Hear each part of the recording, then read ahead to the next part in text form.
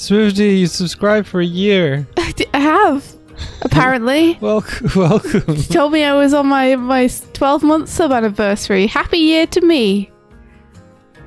Where's the sandwich? Where's my sandwich? Do I not get one? I don't know. I deserve a sandwich too. I don't know. Did PubSub die? Did the universe eat my sandwich? That'll be just like it. Stream bomb. Redeem. No? Oh, I just threw my tea. I didn't mean to. I was trying to grab this. Here we are. It's a thumbnail. It's a thumbnail. Very cool. Why is she green? It's like she's being chased by a zombie version of herself. I'll get you, Mitch. Thank you very much, Martina. Did your sandwich fly in and I didn't see it? Oh, maybe it flew directly into my mouth and I immediately inhaled it. I went on to YouTube a few... Wait. You can get it, I believe in you. Oh no, I've broken them. You've broken them? How did you break it? I've broken them. What did you do? Huh. How did you break it? Because it doesn't have a collider on the same thing as the grabbable. That's pretty funny. No! I broke the sandwich. Listen. Here it is though. Listen to me. You got lettuce. Listen. No. I went onto YouTube before we started streaming just to like see if we had any notifications or anything. It's got a colourful little graphic on the side like it's celebrating something. Hover over and the thing it's celebrating is, let's celebrate the music videos that have over 1 billion views. And I'm like, I don't think they need celebrating, YouTube. I feel like they already have quite a lot of views. I feel like they're already doing pretty well. I don't think they need your help. Let's celebrate the successful. Let's get the 1 to 1 billion views even more views. That's what YouTube said. That's what YouTube do. It's like, dude, why don't you showcase some of the lesser known videos instead? That'd be nice. How about you have a week where you push stuff up instead and you're like, here are 100 really good music videos with low views that you might like but wouldn't otherwise see. Yeah. Here's music videos that are awesome that you've slept on. Yeah, but those views will trickle down to less popular videos. That's definitely how YouTube works. Definitely. Oh, yeah, sure. Scribblin says, on the contrary, today is the 10-year anniversary of Gangnam Style. Is that true? Is that why? Is that true? Is that why? 10 years, really? No. No. 10 Hey! years, really? Thank you so much, Protagonist, for the raid. Thank you. Hello. Welcome. He to the whole, we're rating your show. Thank you. How very dare you. How to the dare. Can't believe that you're there. How could you be? We. Amazing. Good job. Hey, thank you very much for the follow. Welcome, Raiders. I'm Swift, he's Doig. We do animation stuff and we hang out and chat and make stuff. How was your stream? What were you doing? What were you doing? This is you. I'm going to throw you across the room. Whoop. It's okay though, don't worry. You're Jellycat. You bounce. So you're bouncy. It's good. It's all fine. Jellycats don't feel pain.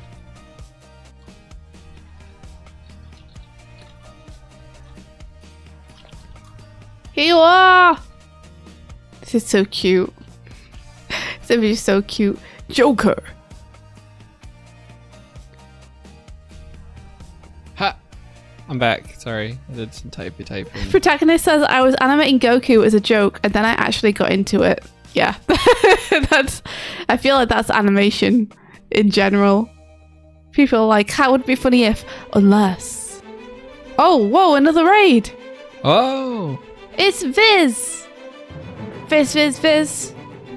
How's it going? Viz. It's a ghost friend. Bombed him. We did it. We did it, everyone. We did it. Did you cheat by taking your big old bombo gun out there? No. Are the cannons working on the raid stuff? Yeah, I think so. Okay, good. Hey, look, I'm tiny now. Now this is a really big sandwich. Now this is a sandwich worthy of 12 months. It will take me 12 months to eat this sandwich. The bigger bomber gun is even more threatening. But it's tiny. Because it still fires the same size of bombs. If you put it down and we get big again, is it going to be like a tiny little hand cannon? Yes, I think so. Oh, thank you very much for the subscription. Smash TCG subscribed with Prime. Thank you. There you are. Thanks for the follows as well. Oh my gosh, it's tiny. Bigger bombo. Yeah, for those who don't know from Viz's raid, I'm Swift. He's Doig. I'm Doig. We're Doig and Swift. We draw things. We animate. We make stuff. We make stuff together. I'm not hearing the explosions. I'm not hearing the explosions either. The silent bomb. Smash, you're gonna go to sleep. Sleep well. That's totally fair. 1 AM. It's late. Go get that rest. It's the Men in Black gun. It is the Men in Black gun. Martina says we hear them, so does Palbro. Guess What? it's just us. Hang on then. Hang on.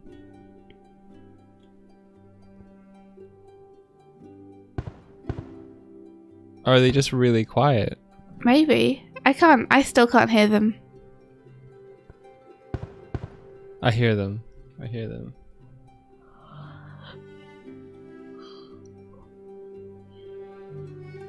Hello, Iron I Oki. think it's just because the music is... let me just rebalance this a second. Whoa, whoa, whoa, whoa, whoa, whoa, whoa, whoa. I'll take us over to the other screen in the meantime. There we go. Whee! Here we are. Can you NDI me just in case? NDA me just in case. Your screen's not on anyway. Okay, just because I'm worried it might have a ghost of what I was working on yesterday when it starts up. Okay. So I want to make sure that it doesn't do that. Let me turn it on.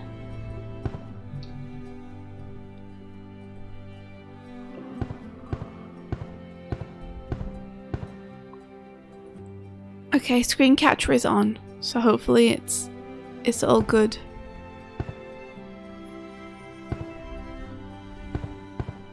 Do you want to have a test or a check before you pop it up? Wiggle your mouse. I am? You want me to check your screen before your screen is there? Yeah, just in case. Okay. Studio mode. Check the screens. Studio mode, check the screen. It looks like it's your Toon Boom. Awesome. Perfect.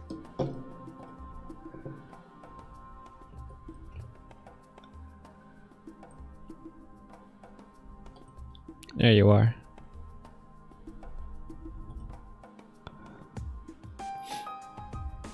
Perfect. Alright, let me hop onto my idle pose and start doing some stuff. There we go. What are you going to be up to? A good question. I don't know. What do you think I should work on? That's a tough question. Maybe the Scene 7 environment? Maybe, haven't you been working on that for a little bit now? I'll be Like, working how's on it Scene going? 6. Scene 6. Do you think this is what I'm working on now is scene 6? Scene 8 environment. Yeah, no, I'm up to date. I was working on the Scene 7 one. Okay. I worked on the Scene 8 today. Yeah, cool. That'd be rad. Because I still not quite sure how we're gonna do it. So Yeah, I got ideas. yeah, Yeah. cool. Are you gonna share them with us today? Yeah. I'll do that. It seems prudent. Seems prudent to do that. Get it going, get it done.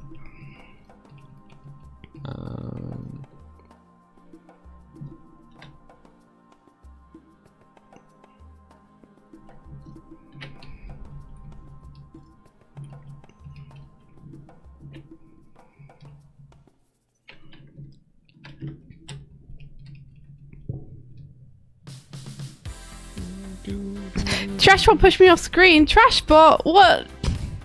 What? You're meant to be a helpful robot. God damn it. There we go.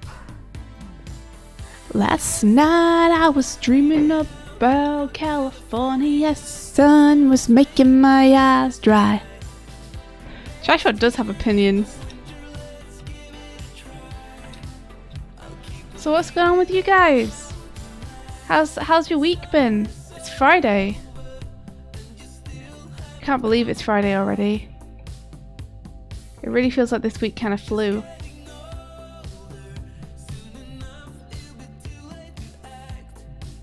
But if we do it again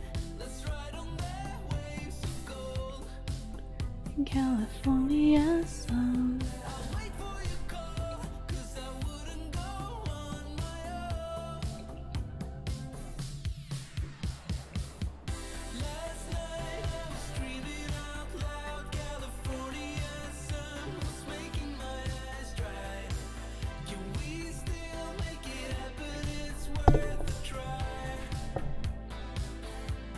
Yeah, yeah.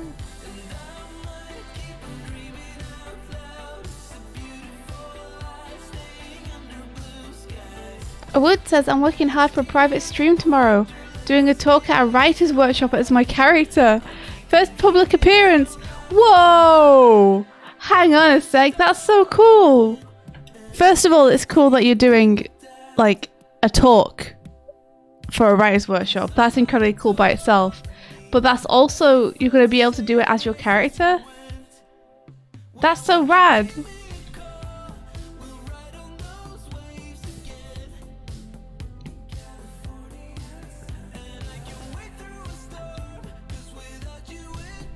Oh, I'm just sliding. Oh, I'm straight sliding. Hold on.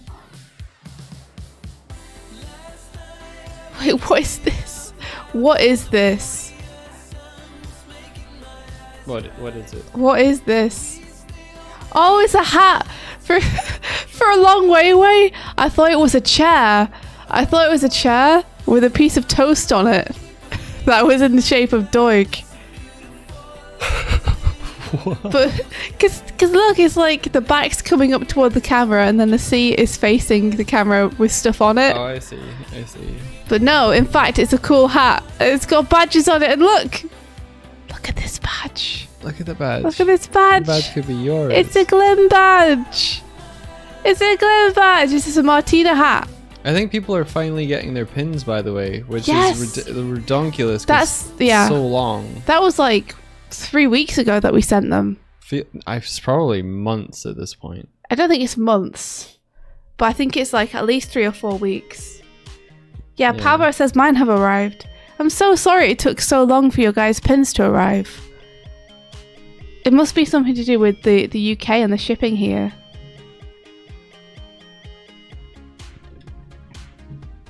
Everything else arrives promptly. It's just like, because we send the pins out ourselves, I guess.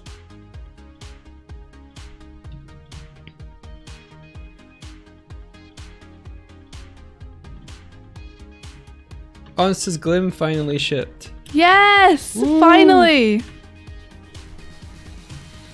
How long will it be? Do you know?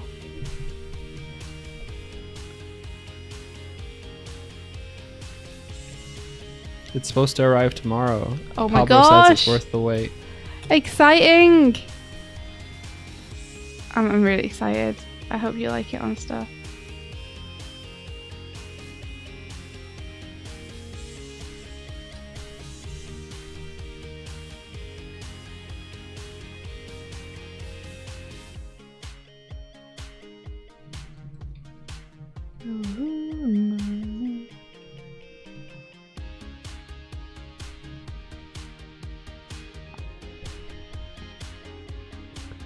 Let's see, Ula says, that seems right. The package I sent to France that said 5 days took more than a month, so that's post for you. Oh my gosh. Jasuka says, we're supervising a work experience kid last week at my animation studio. It was hell! Oh no! How come? Were they not like... Did they not already know a fair bit about animation? Thanks, Onster. I hope so. I hope you love it. And Wood says, thank you. Yeah, I'm helping a local comic/manga creators group with story structure. I'm not really wanting to do conventions again yet. So this is a good middle ground. That's so cool. How did you get the opportunity? That's very rad. Darkwell says, now I imagine Midge is a Pokemon trainer getting the Glim badge. Oh, that'd be so cool.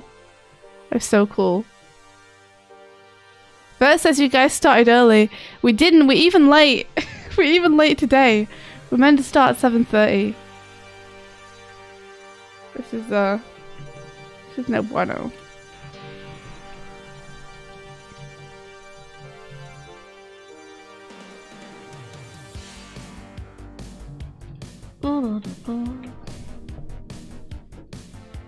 Oh yeah, the 3D Midge, did you guys see? Did you guys see what Sinister Something made? It's so cool. So cool. Thank you. I retweeted. It's so cool. 3D Midge, she looks incredible. Look at her, look at her little face. So good.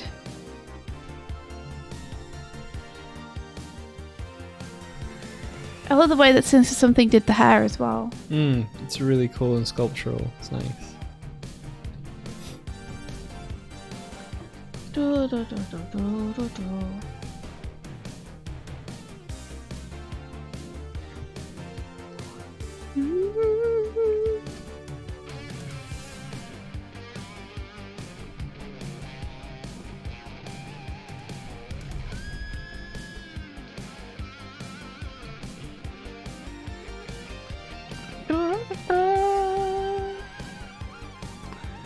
Something days till the Rise movie.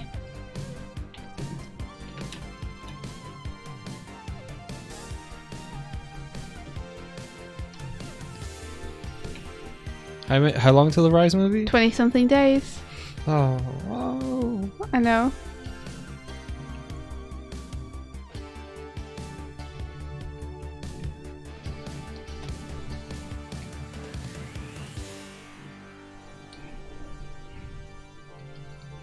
Okay, so I just gotta figure out how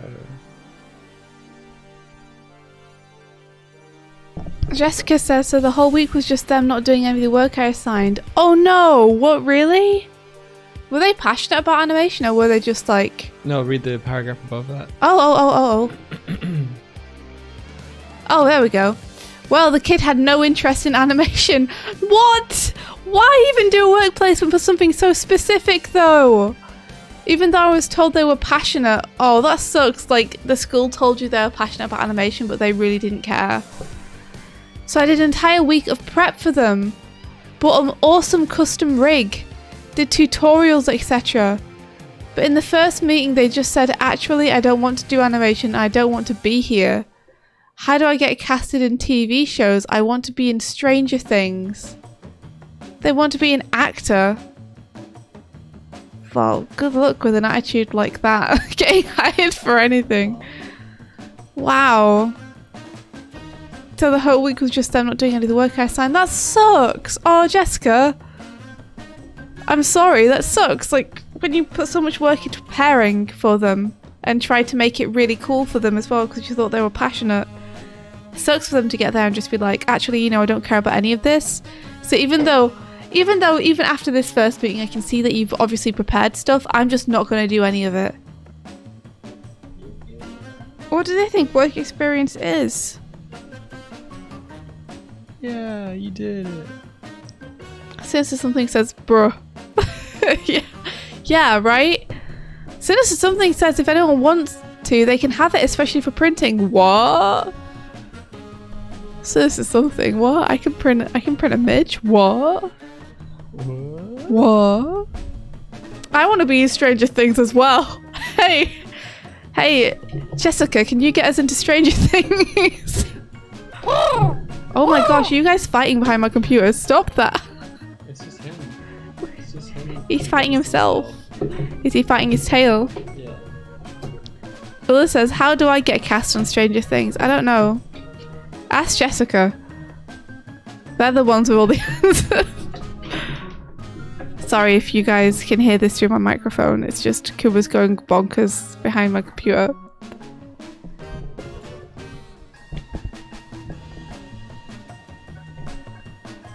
We rewatched the first episode of Stranger Things yesterday. It's good. Yeah. It feels a way more show than tell than later stuff. Like it felt thought out. It feels like it's building the world up a bit more. I guess by season 4 they assume you already know the world, but I really liked all the little details that they gave you with the storytelling. It really felt they let you sit with the world and the characters and kind of showed you the reality of life in Hawkins through a different lens.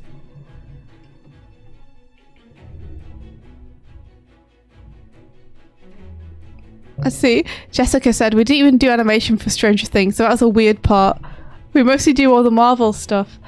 I guess I just thought because you're in, like, you're adjacent to TV stuff, and your stuff gets on TV, that's for some reason you'd know how to get onto Stranger Things. That's so weird.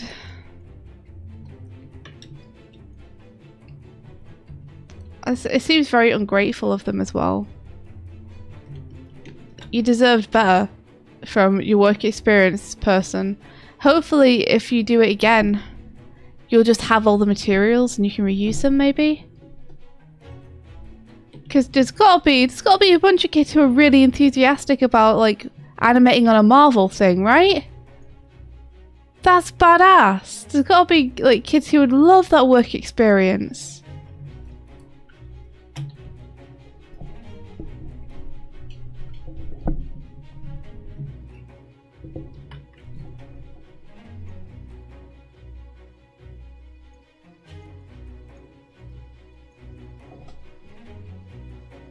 Yeah, Alex says, I'm sure they had to pick something and they didn't want to actually do any work experience, so they just wanted to experience being cast for their favourite show. Yeah, I'm sure. That's all work experience is, though. You know, you might as well get excited about it. Like, it's meant to give you experience on what it's like to work in the place you want to work in, so that you're prepared when you leave. I wonder if nowadays, like, I want to be a freelance animator would fly. Be like, let me just go and contact one of my favourite freelance animators and I'll sit at home and do calls with them in the day and they can tell me how this thing works.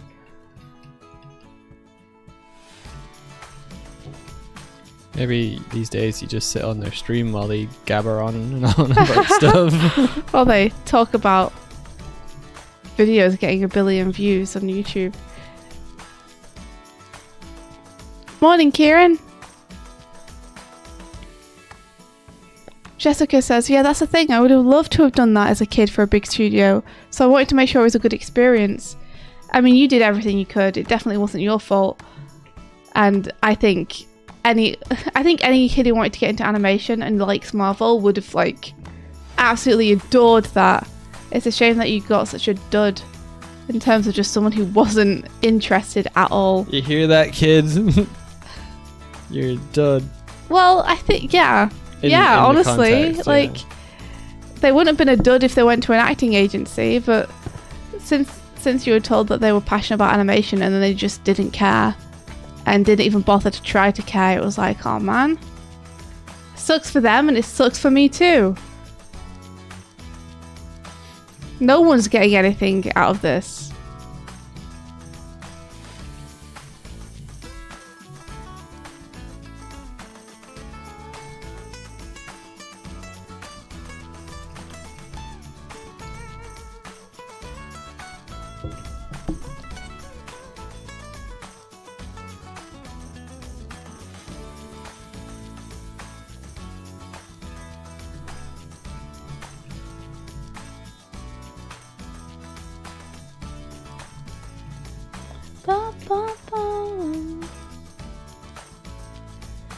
Nick says, schools are so bad for promoting art. They either don't care or strip you down of any self-confidence you had in your art. Yeah, I think it depends a lot on the teacher. Like when I went to school, to secondary school or high school, for anyone who's not English,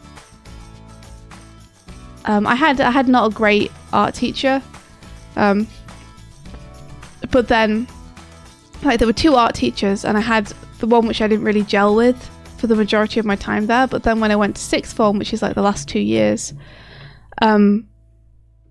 because that's something optional you can do, I got put into the other teachers' class, and they were great. Like, they encouraged me to do the stuff that I was passionate about, like comics and animation. They were like, yeah, do it, and then gave me good marks for doing it, and I was like, you're cool. That's awesome. Yeah. Like, with one teacher, I'd be like, can I do a comic for this? And they'd be like, no, that's not really art. You should look at the classics instead, do a painting. But this other art teacher, I was like, can I do a comic book? And they were like, what if you made it really big? Do a huge comic book page. And I was like, you're cool. Thank you for enabling me. Thank you for yes-anding me. You could do a comic, or you could do a huge comic. I was like, yes. Is that because you had to submit something that was like painting sized? Maybe. I think it was so that the work looked more impressive, because a small book being done, yeah, versus like a 12-foot canvas.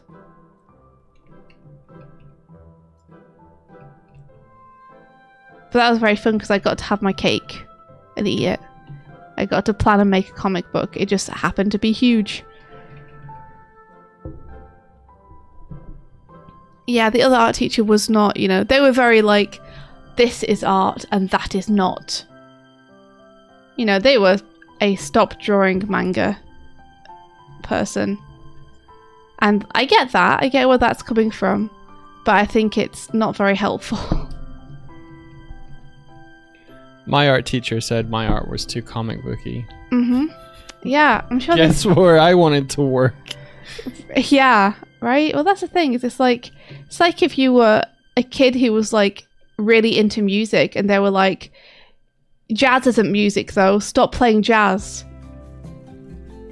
You can only play classical from now on. It's like, hang on a sec. What if I want to be a jazz musician? Hold your horses. I think one of the most important things is that studying and learning something new is hard enough in itself to begin with anyway. And it's much easier if you can do it based on something that you are excited to learn about. The whole thing with school is that I barely retained any of the knowledge from it because none of the learning was on my terms.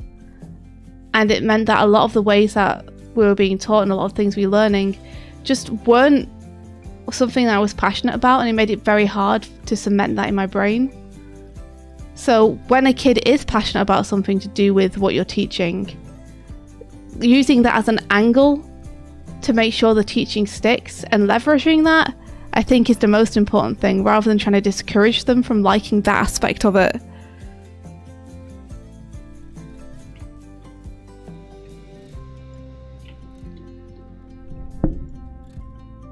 You know, rather than being like, no child, don't play jazz music, jazz is evil. Be like, maybe you can find the jazz notes in these compositions.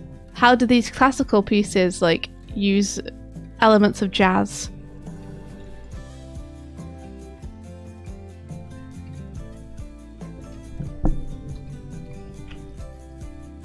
But in terms of art teachers, it was very much like, this isn't proper art. Don't do this. You're not allowed to do this.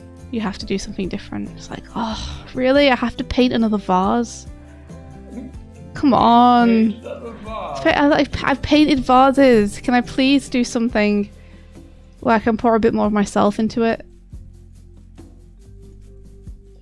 The thing with me and high school art teachers is they go, look at the masters. They painted vases. It's a still life. So you should do it too. And it's like, can can you add into the curriculum for this why still lives are important, not just that they happen to be done and that we're following tradition? Because I would have engaged a lot more if it was like, you're studying how light interacts with various objects in a pleasing composition. Mm-hmm.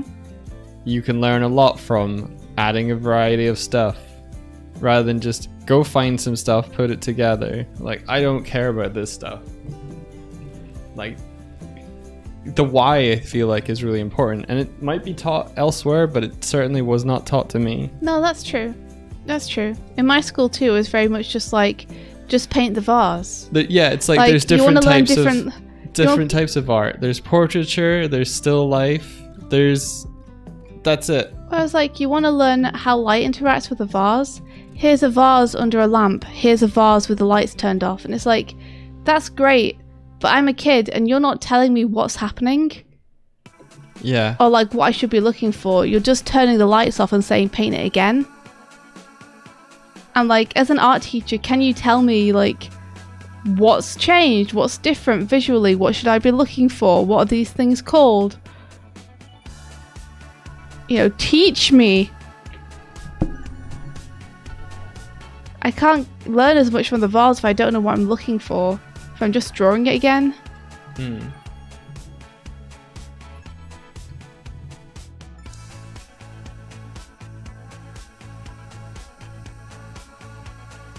But yeah, a good teacher makes all the difference.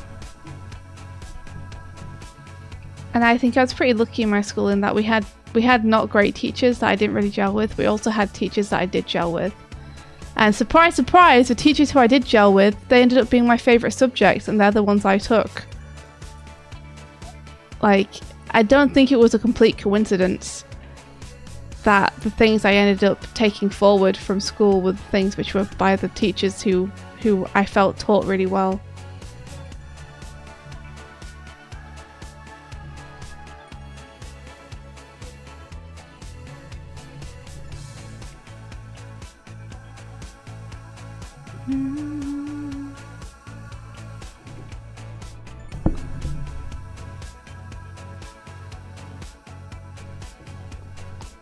Wood says my high school art teacher was quick to make the distinction between art and illustration, as in, this isn't art, is it? It's only illustration. What?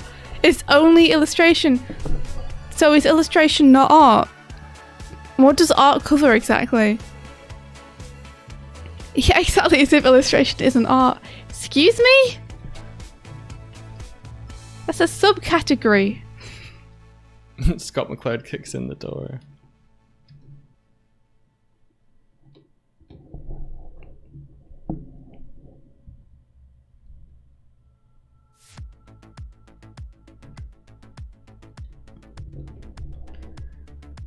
I mean, I think teaching is hard, though. I think teaching's harder than we give it credit for.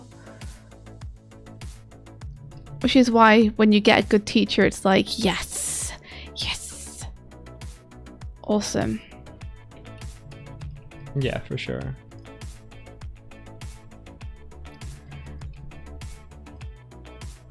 Here's something that you guys don't need to know, but that I always thought was cool. My drama teacher looked exactly like Miguel from Road to El Dorado. And my art teacher looked exactly like Tulio from Road to El Dorado.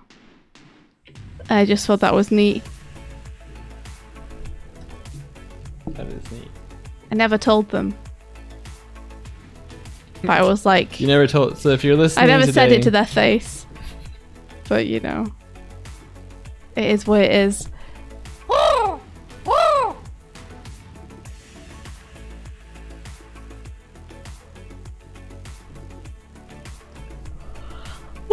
Aoki says, regarding influential teachers, I intended to go into computer science, but I graduated high school early for dumb reasons, and I started college too young and got terrible marks.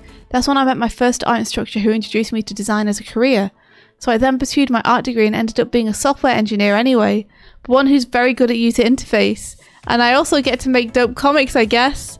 Oh, that's rad. Oh, wow, thank you. Wow, Funky Lennon with 1,000 bits. Thank you. Thank you so much. Oh, I'm gonna win. Oh. No, no, no, stop, stop. No, it's going for all the reds. No. I'm gonna win. No, you're not. No, no, you're not. No. Yeah. No, I can't. No depth perception. Where are the reds? I can't tell. Stop. Stop. Stop that. Stop it. No. You got all of the reds. You got some of them. Wait, no, no, no, no. That one was mine. Nope. It was mine. Nope. Such an ass. What? No, you How always dare- win. You always win. I always win. Thank you so much, Monkey Lennon. Thank you. Gotta put those bits to good use. Oh, whoa! Monkey Lennon with another 400 bits. Hey, get out of there! No. Get out of there! I shan't. Dang these red ones. I can't tell where they are. No! No! You're just consuming them like some kind of Ruby Hoover. Ruby Hoover. Ruby Hoover. Ruby Hoover. Yeah. Let me see. Scribblin says, all this school talk really makes me appreciate the animation program at university. They encourage us to learn a little bit of everything. Hand-drawn animation, light and optics, story and comics inking, 3D modelling. They even started a reading class more recently. Shout outs to San Jose State. That's rad. I'm really glad. I'm glad they're good. Kieran says, I'm especially bitter about a games course I did at college that was years out of date. Even though the time some 10-15 years ago. I think just I'm misreading Go as something else. We were learning ActionScript in times when we should have been learning Unreal Development Kit or Unity, and one teacher, I kid you not, misunderstood how split screen worked, saying that it was a different perspective of the player. What? Wait, they didn't understand split screen? Wait, did they play games? And God, I hope that course has been significantly updated since I did it, because it's not fair to future students otherwise. Yeah, true. Even at the time, gotcha, sorry. My bad, my brain could not pass it. ActionScript doesn't even fucking work anymore. That's really funny. Shout out to Habbo, who went to university to learn animation, and they tried to teach him how to animate in PowerPoint. Oh yeah. Using PowerPoint as an animation tool. Habbo was like, I'll be at home. You'll know where to find me. Yeah, PowerPoint. I don't even know how. I don't even know. But that's the program they were using to animate. Michael Moody says, oh, I animated in PowerPoint. How do you do that? Do you put a drawing on each slide or something?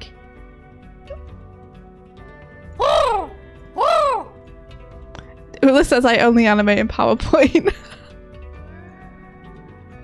Dragon Lady says the only thing PowerPoint should animate is when the words play in for the title, right? Agreed.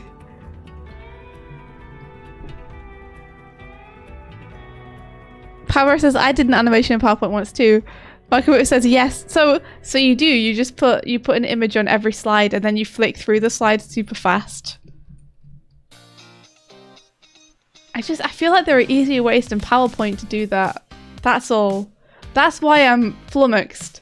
It's like, okay, I guess you could use it that way. Or you could download Rough Animator for free.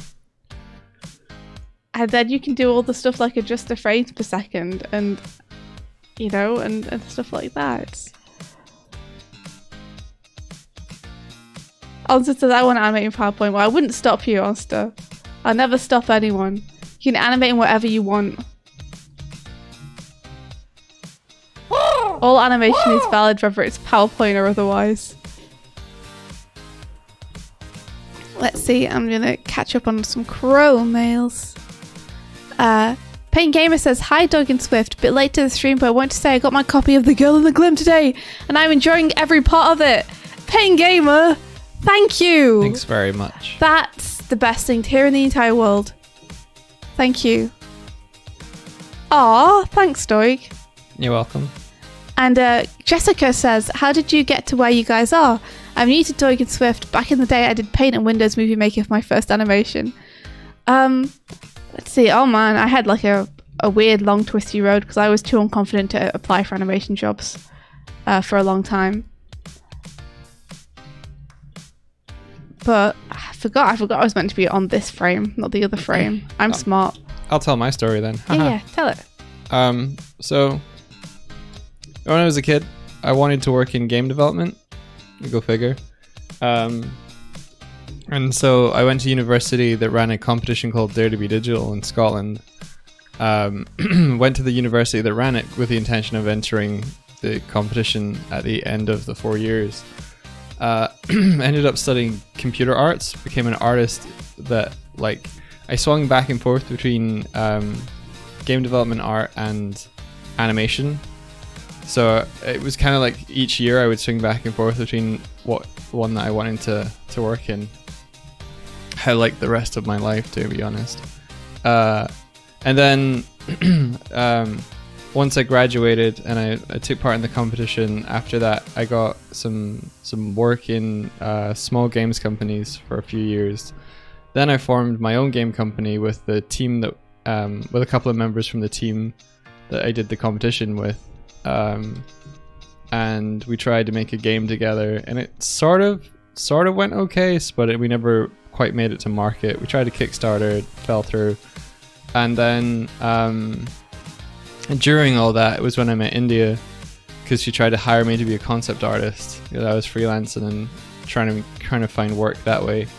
And then I think once the kind of indie company fell through, both India and I were working at Sega Hardlight, both as artists there. This is a really bad retelling of the story, actually. You tell your story, it's better. You can't just know part of it halfway through. Oh. You have to finish it now. Basically, I find work by being quite a generalist, and so I do odds and ends here and there. After Hardlight, I was a little bit aimless. Didn't really know what I wanted to do, and I think around that time, India suggested, like, why don't we make a comic? And the part of the story of the comic was kind of about feeling aimless. And it was through making that comic that it was like, well, what if I like coloring I liked coloring and doing the backgrounds for this comic. Maybe I could make a go of that. So that's when I was like, I'm going to try and be a comics colorist. And I did that for a bit. I worked on, I colored Girl in the Glim first 50 pages that year. And I also was working on... There's a series called Coda from Boom Studios. So I did that. It's a winding road, to be honest. But earlier in that year, India had prompted us to do a thing for Animated Grump. And so you can take over the story, India, and then when we meet together, we forge our path together. Wow. Okay. Well, okay. I wanted to be an animator from when I was like 8. As soon as I found out that was something you could do as a career, I was like, I can make the cartoons that I love. I want to do that. So I became obsessed with becoming an animator. But back then there weren't that many resources available, so I figured you could pretty much only start animating when you had the equipment and stuff, so only when I got to university. So I went to university for animation, had a great time, made my first film, which is still off my YouTube channel. You can see it. It's called Squid in Love. It's real dumb.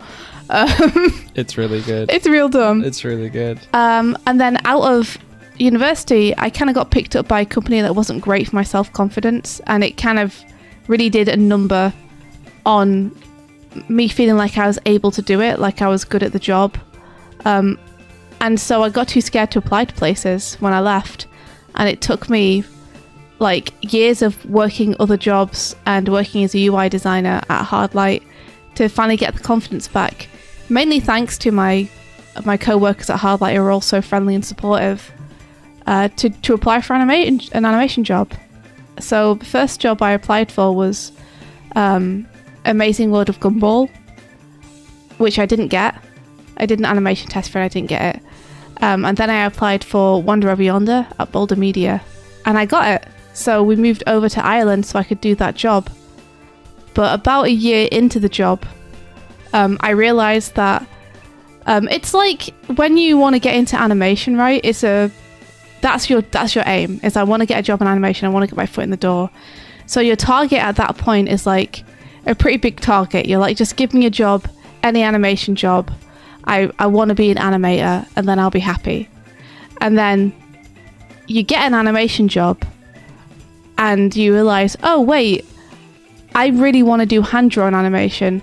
I'm not completely happy just doing, just working on puppet shows. I want to work on something where I have to redraw the frames, and I need to get good at drawing in order to do that. I need to exercise that skill. That's something that would make me happy. So then the target gets smaller, right? Then you're like, okay, I don't just want a job in animation. I want a job in hand-drawn animation. So I ended up leaving Boulder after a year to do some drawing stuff. When I made my first comic, The Girl in the Glim, I basically just took 4 to 6 months off with the money that I'd earned to try and do some personal projects. And what happened during that time is that I met Patrick and we got on, and he asked me if I wanted to come on a freelance with him on the Game Grumps music video. And I was like, yeah, I'd love to do that. And I never did end up going back to Boulder, because once I started that freelance work, the freelance just kind of kept coming. And I was really enjoying getting to work on hand-drawn stuff and kind of try and improve myself there. Like, I was just having a blast working on all these different projects. And it's kind of been like a whirl since then. Like, I've worked on a bunch of little freelance things, and that eventually led me to being recommended by a friend, Nas, who you guys might know from the Dragon Ball Legend video that recently went up. That's his personal project that he's been working 4 years on. Well, we were pals because we worked together before and just really got on and liked one another's work. And he recommended me for the Rise of the TMNT movie when they said they needed board artists. So that's kind of how I got into boarding. Is I showed them the stuff I'd done for Starlight Brigade and was like, these are my boards, this is what I do. And they were like, yeah, come on board. And I was like, what? So I kind of like was learning on the job how to be a good board artist. And luckily I had an incredible team around me to learn from and ask questions of, who really, really helped push me in the right direction. And yeah, since then, now I've boarded on the Transformers series that's coming out soonish, Earthspark. And since then, I've been kind of taking a break trying to get Glim going again. So who knows what the future will hold. But it says, I wish I had a clear idea of what I wanted to be as a kid. I had no idea what I wanted. Yeah, I mean, I was lucky in that sense. As soon as I knew. It was like the perfect fit. First thing I saw, I was like, that's it. That's my life now. This is what I want to do. But I know that's not the same for everyone. And you missed out the part where when she got the offer of working on the thing with Pat, I was along for the ride as well. And then the rest of the story, pretty much. Let's go. I was there. Yeah, I mean, you stopped off when I got a job, didn't you? Your story. I stopped off at Animated Grump. Yeah, Animated Grump is basically what Patrick saw of mine that was like, I should get to know this person. So he kind of came into our animation server and we got to know each other in there. And then, yeah, when he pulled me on to Night Runner Magnum Bullets, which was the first one we got commissioned for, Doig was brought on too, to do backgrounds and stuff and colour design. And then from there, Starlight Brigade happened. And yeah, yeah, the rest is kind of the last couple of years. The rest is the last couple of years that what happened. What done happened.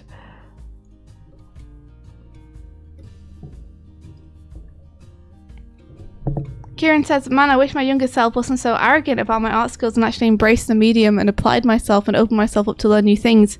It's taken a long time and I've walked a long path to recognise and understand and accept that I'm not the hot shit I somehow thought I was. And after a year-long hiatus and doing everything over again, honestly, I'm becoming glad for it. That's rad. Like, it's rad that you recognise that about yourself. Because a lot of people don't. A lot of people choose to look the other way when they realise that they're not maybe the hot shit they thought they were, and just keep doubling down on it. And it just means that that person finds it really hard to grow. They just keep talking themselves up.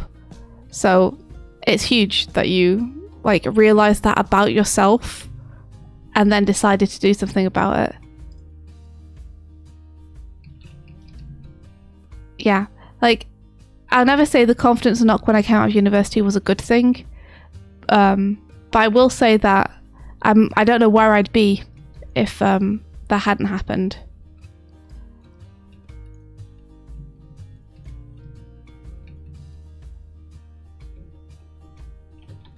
Like, I am where I am now because of that. Mm.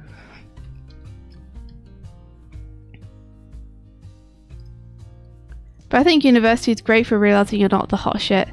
Because you go from being like maybe one of the best artists in your school to being thrown in with a bunch of other people who are also passionate about animation. A bunch of other people who were also the best artists in their school. Yeah.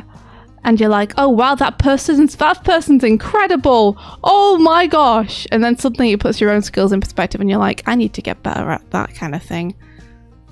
Oh, I need to get better at that kind of thing. Maybe less so nowadays, since you can see so much amazing art on the internet every day. Yeah. Yeah, it's slightly different than when I was first going to university, where DeviantArt was the biggest thing back then. Twitter didn't exist yet. Nowadays I can scroll down my timeline and it's just like amazing artist after amazing artist, which is both really inspirational and must also be kind of scary if you're getting into that space, because everyone must look so good.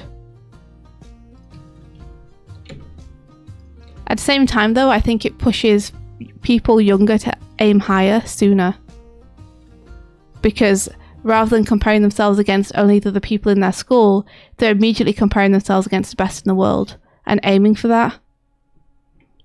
Yeah. Jessica says, yeah, that's pretty cool. I was very similar from like 10. I wanted to be an animator. Went to uni, became a generalist, got my first job, was treated terrible. Wow, this is similar. Was told 7 shots a day from blocking to polish and was told I wasn't doing good enough. 7 shots a day? What? No. Is but now that rigged animation maybe? Yeah, but still. That's still too 7 many shots. Are you kidding me? But now at this new studio, I'm really enjoying it. Cool projects, but also a good time and pay. So a little better for my mental health. I'm glad. Being surrounded by awesome people at Sega Hardlight was huge for me. Like, when you're around people who support you and care about you and believe in you, that's like the best medicine in the entire world. So shout out to good people. Pilkey says, I went from being one of the best programmers in school to being one of the best programmers in my year at uni. Thankfully, I'd already developed a healthy lack of self-confidence. Oh, that sucks. Oh, we shouldn't be saying healthy lack of self-confidence, should we really? You want a nice little balance in between, don't you? That's something I've always admired about my dad, is he's not self-aggrandizing or overconfident or anything, but the way he puts it is very good, which is like, he knows when he's good at something and he doesn't see the point in pretending he's not. It doesn't mean that he won't sometimes do things where he's like, oh man, that I wish that had gone better, or I didn't do as good a job on that as I wanted to.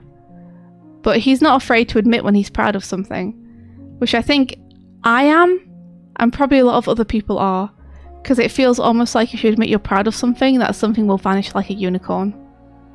It'll just be like, you acknowledged me! And disappear and become rubbish.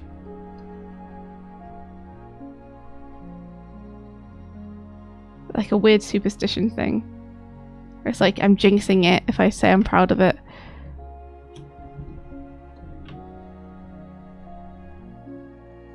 Yeah, that pride thing is, yeah, something I feel like you need to knock on the head. Ego is something which will hold you back so much in animation. Yeah, I've been trying to encourage India to show her work to certain people to get advice, and she's like, but I don't have anything to show that I'm proud of, and I'm just like, like, you just need to show your work anyway, like. It's scary. But it's scary when they're people that you look up to. But I also see where you're coming from, and I understand.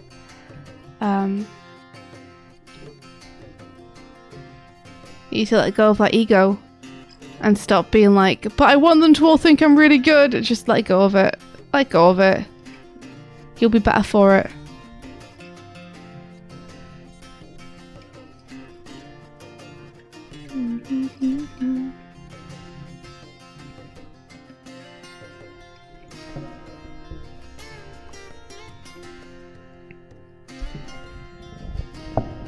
Dragon Lady says, no one even told me animation was a job.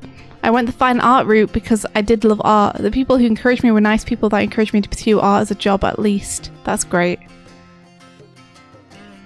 Awood says, I meet a lot of young artists who perceive that art is better than it is, and I always think of the Avatar episode where Sokka learns a sword and the teacher goes, let me guess, you're the best swordsman in your village. Oh, Avatar, that's the real shit. That's brutal. Yeah, I don't know if it's a change in the times or whether we just happen to be in different places and meeting different people, but the majority of the people I meet who are artists are like way more down on their art than they should be. I feel like if I met someone who was very into their art, that would be much more frustrating for me.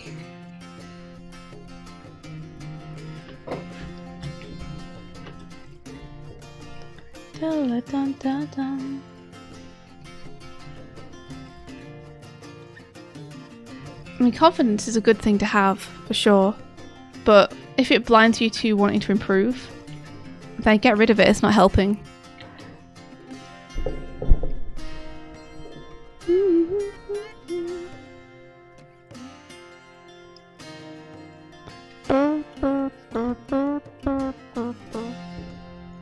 Zero Drayton says, kill your pride but enjoy the work you can make. Was a line my old stunt teacher told me is the way to get into...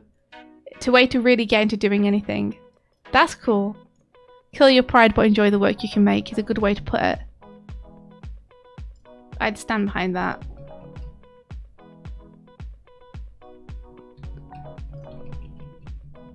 Pride, yeah. Pride's awful. It's poison. Don't let it control you. Because it will almost always choose the worst route for you.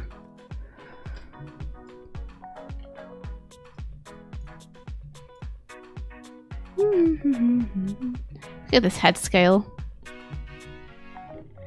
Redonkulous.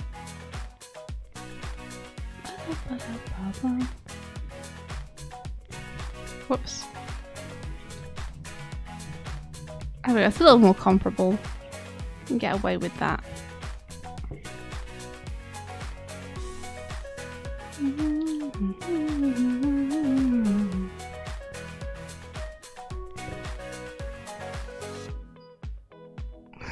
Well, this says my art teacher told me kill your babies, and I always do. Barbara's like, figuratively. They didn't specify.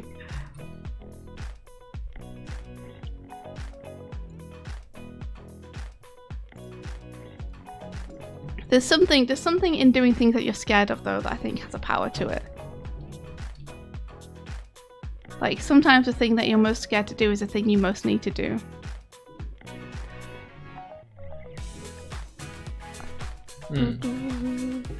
What was that Bowie quote where it was like, yeah, There's a starman waiting in the sky. Sometimes I make jokes and he doesn't even humour me. He just stops talking and shuts down, and I'm like, oh. Yeah, the one where he's saying that you have to be like out in the water and almost like it's coming up to your neck for you to make like your kind of your best work. Be out of your depths. That one. I don't know that one. You don't know that one? No. He's talking about being standing in the on the beach or on the ocean, or like the tide is coming in, and like yeah, getting comfortable with uncomfortability, so you can make, like, if you just keep making stuff that you know you can make, then you're not going to be, wait, is this it?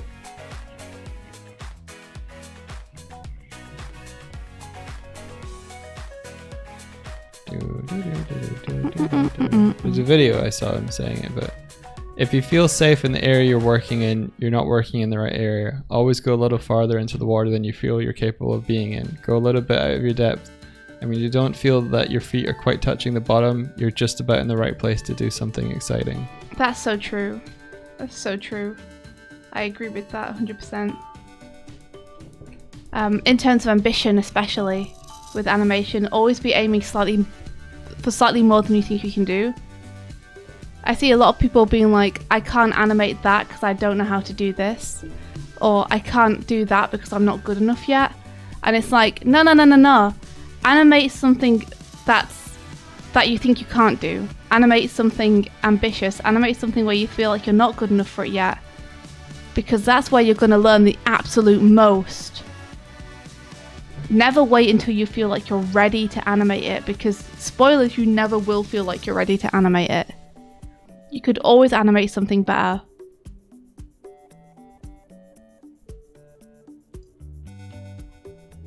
Oh, I can't animate an anime figure somersaulting through the air. I'm not good enough yet at anatomy. Well, you know what will teach you anatomy the fastest? Animating an anime figure jumping through the air. So do it, get comfortable with the failure, and learn from what you made.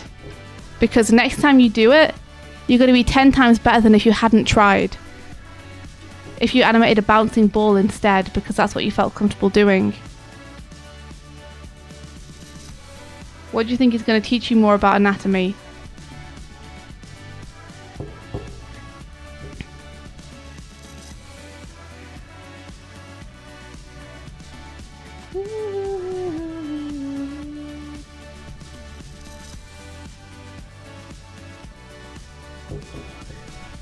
Ula says, I might be shooting myself in the foot, but I think I'm at a point where I can animate anything. With various degrees of difficulty, obviously, but I'll get there eventually. That's cool, Ula. That's cooler.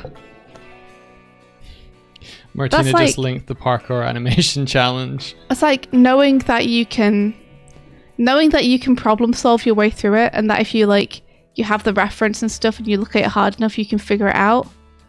That's pretty rad, Ula. It's a powerful statement. I like it.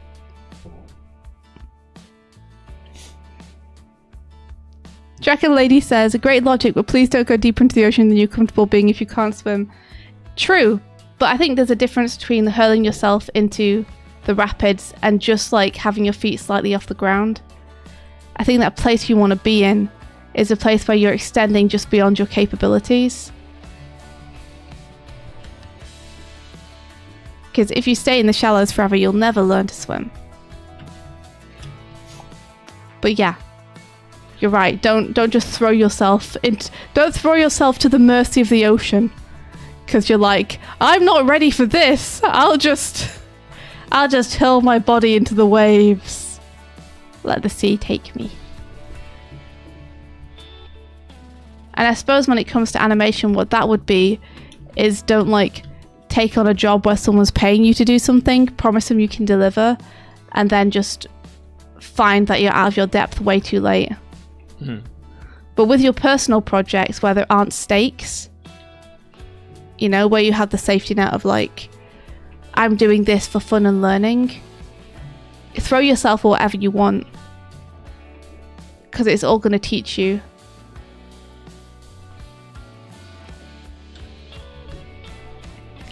I've never animated a bunch of 3D shit going past the camera while the character's spinning before. Well, here we go. Mm-hmm.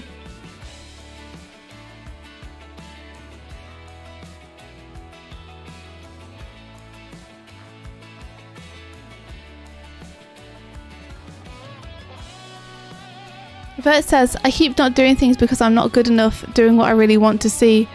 But I should just do it anyway. Do it anyway, Vert. Just try it. Just give it a shot.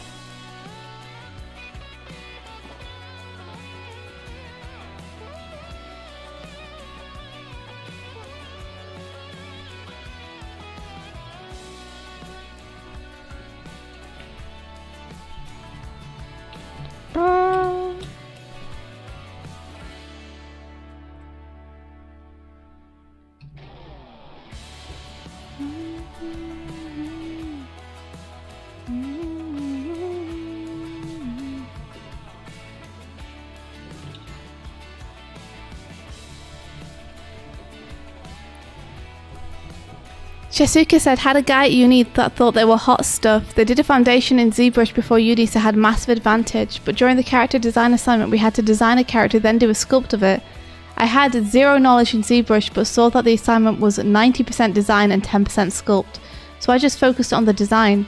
Was so smug when I got a higher grade than the guy, as he'd just made a sculpt, then revered designed the work. Oh, he'd made a sculpt, then reverse designed the work. Gotcha, he made what he wanted, then was like, I definitely designed this to be this way.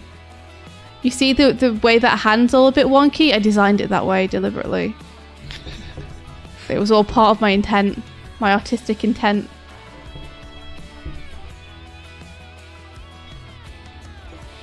People are oohing and ahhing over your speen. Look at the speen. Oh, let me show you. Yeah, show us. It's quite fast. Yeah, I'm sorry. I realized that when I was boarding it, that it was going to be very fast. As long as it's okay that it's this fast, then we're all good. If we can get a sense of weight, then that'd be great. But I know that I've kind of hamstrung us a little bit with the timing of the boards. Yeah, maybe we can lengthen this out. Yeah. And have like her falling in maybe a little bit faster or something. Yeah, maybe. So yeah, let me show you.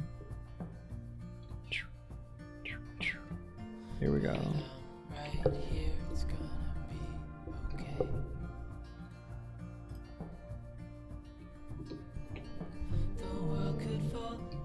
No, it's gonna be okay. Oh, it's gonna be okay. Here you are. Can you see this? Yeah.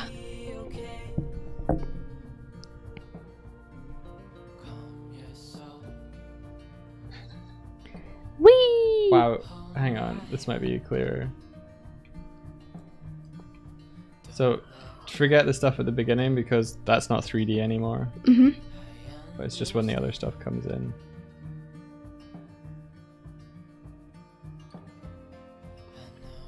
Awesome. I got a few notes, but yeah, awesome. What's your notes? I don't know if you want to go over them right now. Yeah.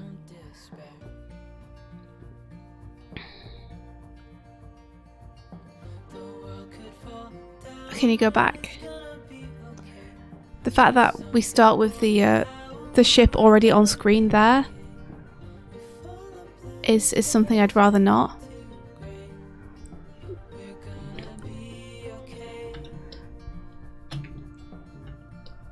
So when do you want it to appear? When it does in the animatic. But it just pops into frame in the animatic. That's because we're scrolling past the backgrounds. So.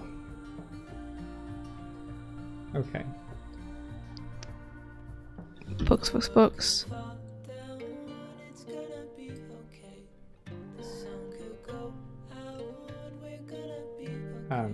Even if it were panning or scrolling as you're describing it, mm-hmm. I can't just have it pop and appear. So it needs a frame that it starts on. Yeah, that's fine, but it shouldn't be as early as that. It shouldn't be immediately after. Like, at that point, she's just jumped off the stair and you could already see the ship in the background. Alright, I see what you're saying. Like, this is, I mean, I would keep it super simple. This is how I would handle it.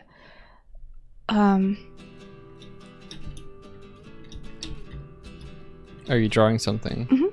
Yeah, can you see? No. Okay.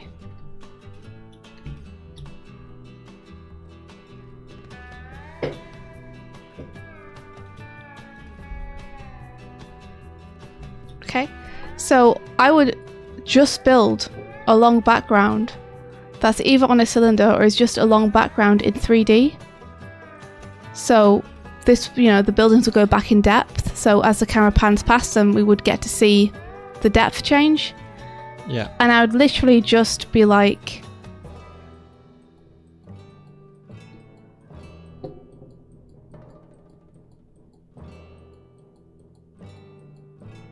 right. that, and pan past them. So it's like, okay, she jumps off, she swings, she's swinging around in the void space. Then from the right hand side, we sweep into this background. The ship flies past the screen. We continue rotating around. We see the tents come into view, and all this, because it's being modelled in 3D, we'll get that nice parallax in the background for free. We keep panning around with that, and then buildings sweep past, and now we're in the city. And then we start seeing these floating bits of rubble, and we're into the sky again. Right now everything feels so tight and close together that you're seeing several aspects of the different backgrounds all at once jumbled together.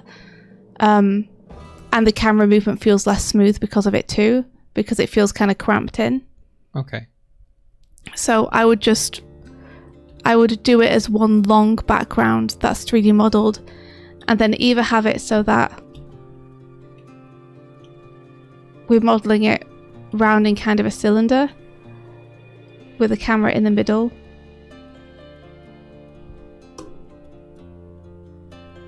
That like pans around, or I just have it as one long set with several different layers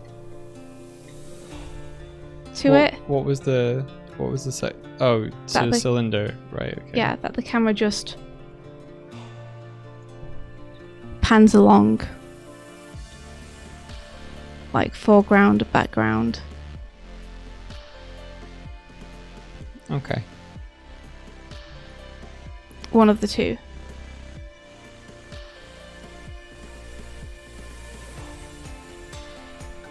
Because it says Mishka is being so clingy. Oh my lord. Oh, I wish that was us. I think the cats are in the other room on top of a wardrobe and I missed them already. Why won't they sit on me anymore? We won't have the issue of the pirate ship pineapple, because rather than us jumping off the thing here and the pirate ship already just being waiting in the background there, as it is now, she'll be swinging through the air as we pan through this void space, and then we'll pan into the pirate ship, which will already be sailing in the background. So it'll just be like turning your head to see that there's a ship coming towards you, rather than it feeling like there's a ship in your peripheral the whole time that's just sat below the waves and then suddenly activates and comes towards you. Tagton says, good morning, would you guys surgically have cheese installed under your skin? In a safe environment, no complications, and you'll get to choose the cheese of your choice, but you'll smell like cheese for 4 years. What's the upside? Is what I want to know. What's the benefit? That you can be friend to all rodents?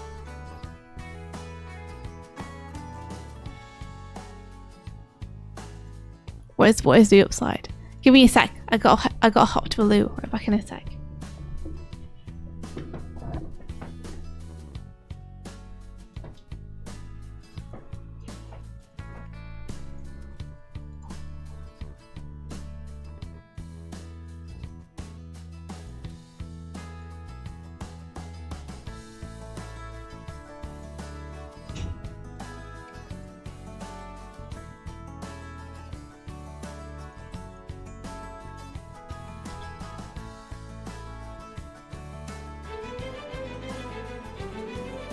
Oh, River Makes, hey, welcome.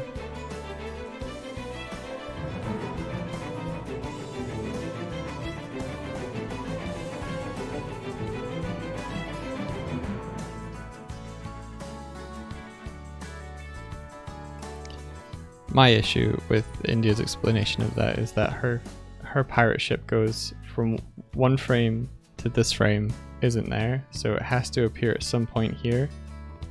So I don't think what she wants is possible. So let's look forward to this conversation when she gets back.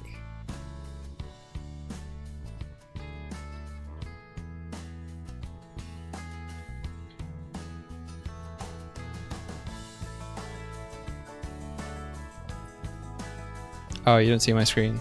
Hey, welcome in everybody. We're making some animutans, trying to work out how to get this panning background to work.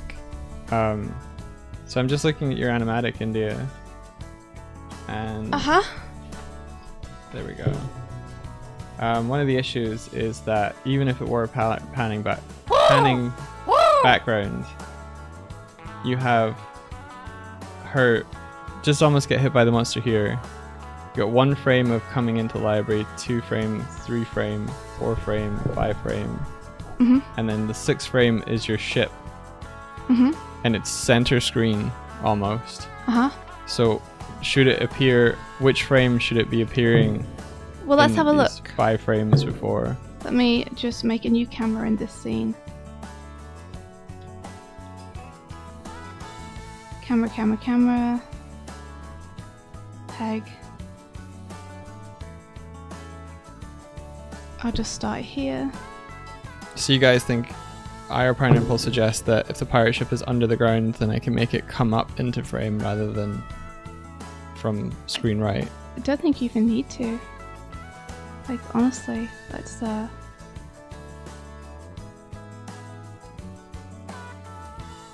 have to select this, all of this, and paste it onto a new drawing. So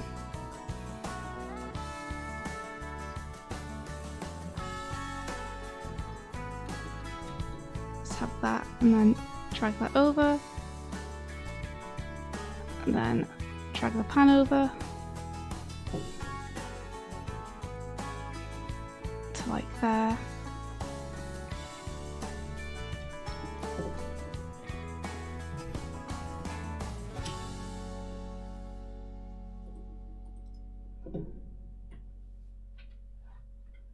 So 1, 2, 3, 4, 5, 6. There we go.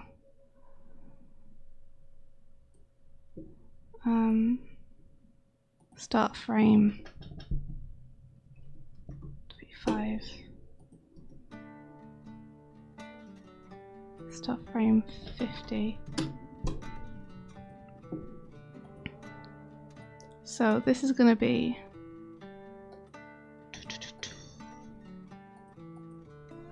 me hit there, and then I'm going to drag that, and then we'll drag that to make it a bit slower there.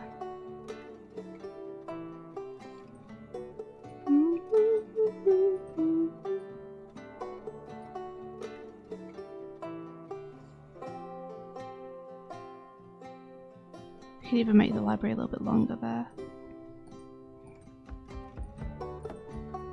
Should we just paint this then? I mean, we could, but you wanted to do it in 3D, and I think a 3D ship's a really good idea, because it's such a complex object, and then you get the parallax for free as we pan past everything. Well, we can make the ship 3D, but what if we just make the environment stuff 2D? Imagine if you sculpted a 3D library though, like, and we panned past. It's going past so fast that yeah, but it seems... I mean, okay. Sure. I mean, if you think it's going past too fast to make it worth it, I mean, it's always been going past this fast.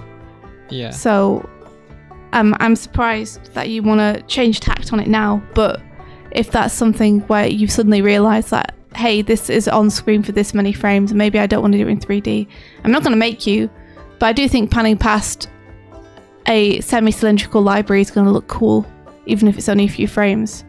But I think also you're right about needing to slow it down a bit, if possible. We should look for ways to push and pull this section so that it doesn't go by too fast. Yeah, it feels like you want it to go really fast and then slow into like almost like a waiting to the thing, which is going to help. Yeah, I think so. So it doesn't feel like it has to be quite a linear as I had in my head, which is cool. But yeah, because we want to hold on this long enough to actually register the ship going past, you know? So let me push that. Fur sausage. They are a little fur sausage. So... I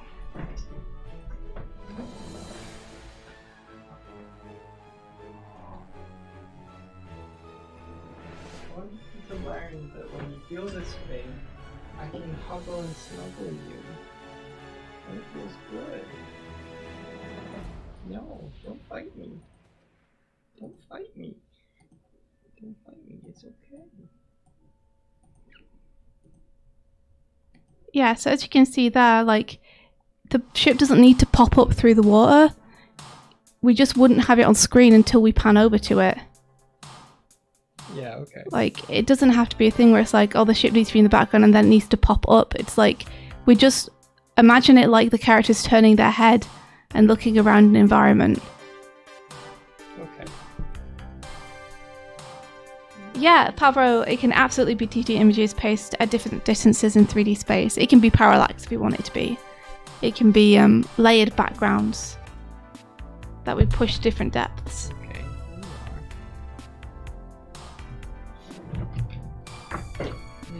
Okay. Gotta rethink it again. It's okay for me to get rid of this camera and stuff so I can... Yeah. Thanks. I mean, is it worth you... What? Is it worth you sending that to me for the timing, or... No, I mean, I don't take this timing. This was just me saying this is how you could do it. It wasn't me saying, look at this 2-minute scroll I did. Take this as gospel now.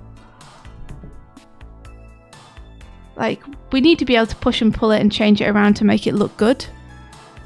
Taking the animatic as inspiration. Yeah. Well, currently what I've got is 3 separate sets that rotate around the camera and come into and out of view.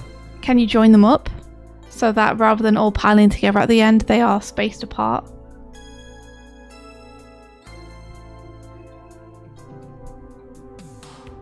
Sure.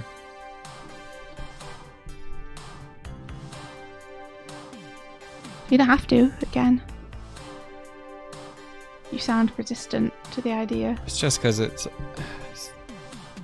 don't have to do it. Well...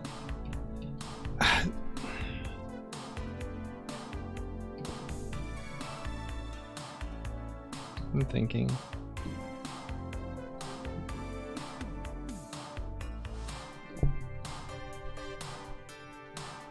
3D objects behave differently when they rotate into out of view than if you pan across them.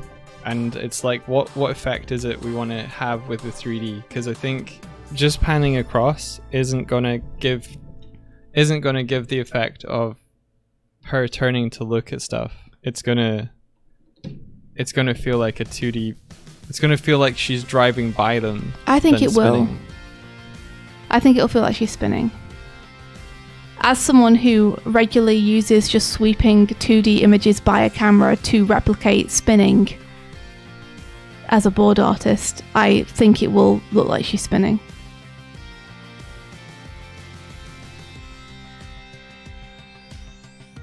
Okay.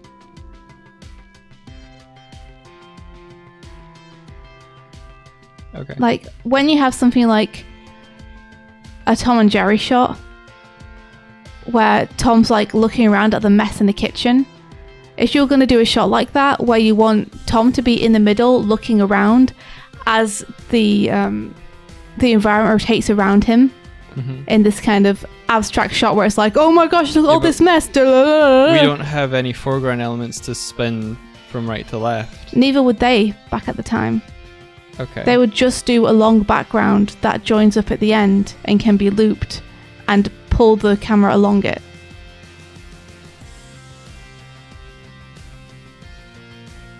Okay. And that would have been a 2D painted background. That wouldn't have been 3D objects. Yeah, so we get the advantage in having 3D objects. No, we get I feel like if we get the disadvantage of the 3D objects, because if we pan past a 3D object, it will feel like we're driving by them rather than them spinning, because we don't have the benefit of hiding their 3D-ness.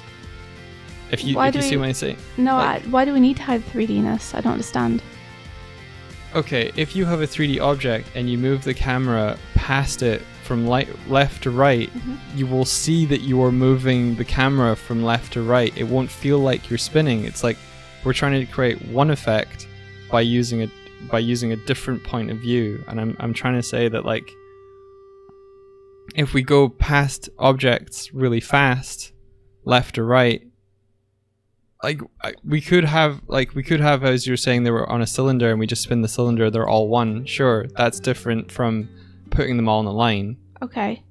So I'm just trying to figure it out. Maybe the cylinder thing is the way to go then. Maybe, but what I've got effectively at the moment is 3 cylinders, so that the camera can be stationary rather than moving the stuff. Because it's a lot easier to just move the stuff in and out of frame than it is to... You can still do that, you just need to make sure that it all moves in a uniform way, as though it's one set connected together.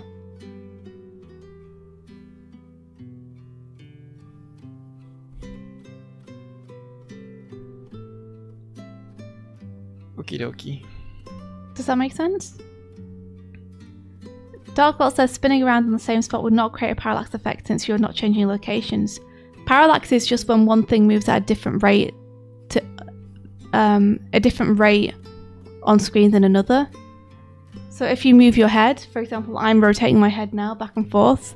Mike's chair is moving independently of the chair behind it because it's closer towards me.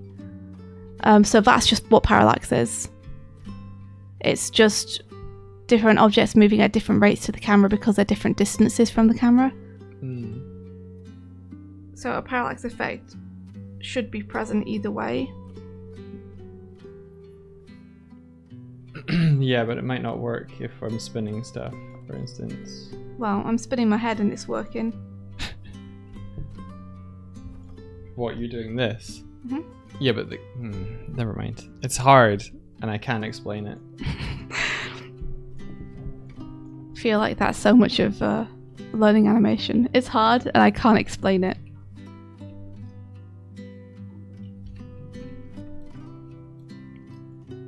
But yeah, I would do it a fast, cheap, dirty, cheating way. Yeah, so for instance, if I have this object here as part of like the set or whatever, when this, no, it's not even part of it. 1 second. Yeah, no worries.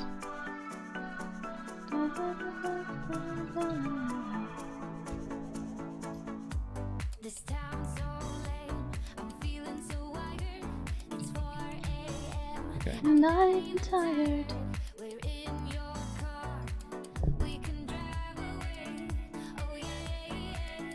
If we're looking at it from here. Yeah, I don't know. I don't know anything. Yeah, it is anymore. complex, Pablo, you're right. Because Midge is spinning and the camera is like, she's spinning and we're spinning with her, but also she's overtaking the spin a little bit because she's spinning a little bit faster than the camera is. And then the background's spinning in the opposite direction.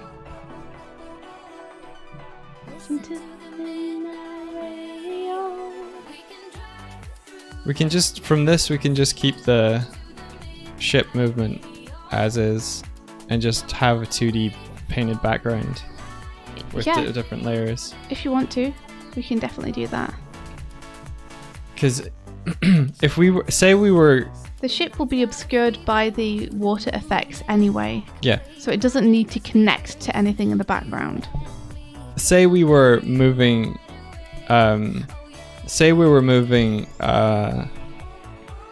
what is it?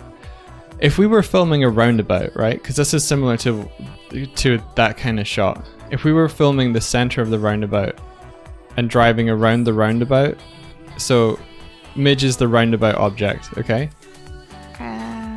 Yes, I guess so. If we were driving around the roundabout, because we're spinning around Midge, looking past her at the environment, right?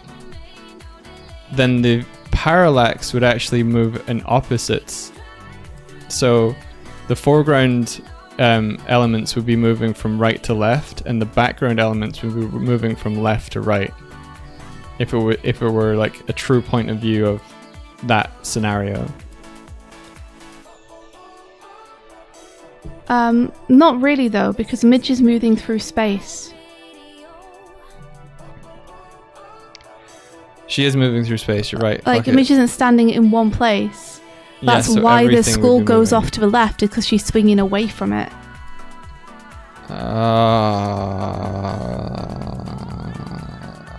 Okay. Thank you so much for the bits. Who sent these in? Pineapple says, I think you're like this. 100 bits! Thank you so much for the bits. If you stand in the middle of the street and looked around 360, you'll see the houses spin around you. If you then got in a car and drove past the houses, it wouldn't like the spin. It would let you go past them. Yeah, I think that's what Mike's trying to say. Is that the manner, like the manner the parallax executes will be different depending on if you are spinning in place versus going past things.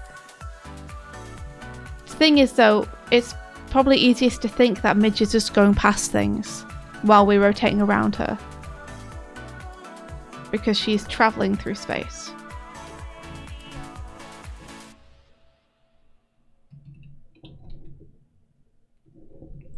I want to see if I can find an animated example, because I feel like there's so many times I've seen this shot done.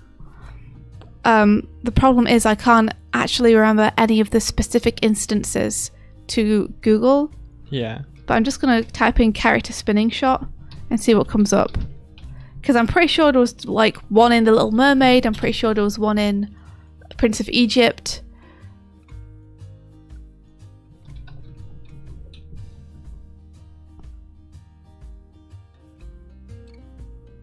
And these are all, now all I'm getting now is just instructional videos on how to make a character turn around. Yeah. All I have to really get right is the ship coming toward the camera. Top 10 male Disney characters that deserve a spin-off. Maybe I'd do best to look for a GIF or something. I think we just fucking paint it and do a long painting background. I'm trying to find you some reference though. Have some other elements that go past quicker.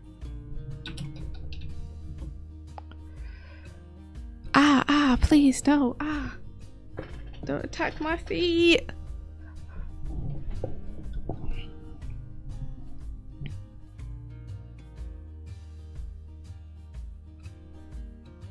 Yeah, let me try just Googling a GIF instead. Because all I have to do is, rather than have this go slowly like it is, all I have to do is drag this frame like this.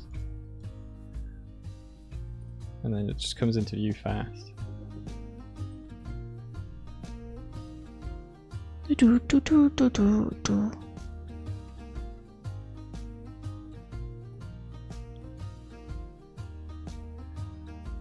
So I think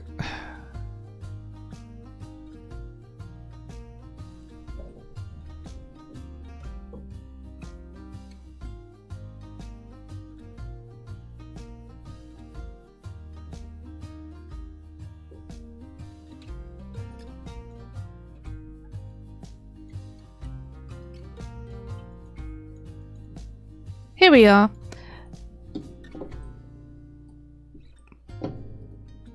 There must be more than this provincial life.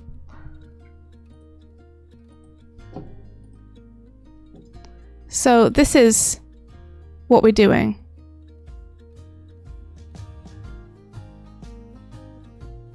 Except just imagine that flipped horizontally.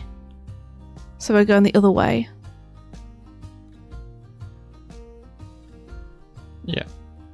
So that's just a flat painted background. Yep. That they're moving, and they'll have parallax on it. Yeah. But that's the effect that we're going for.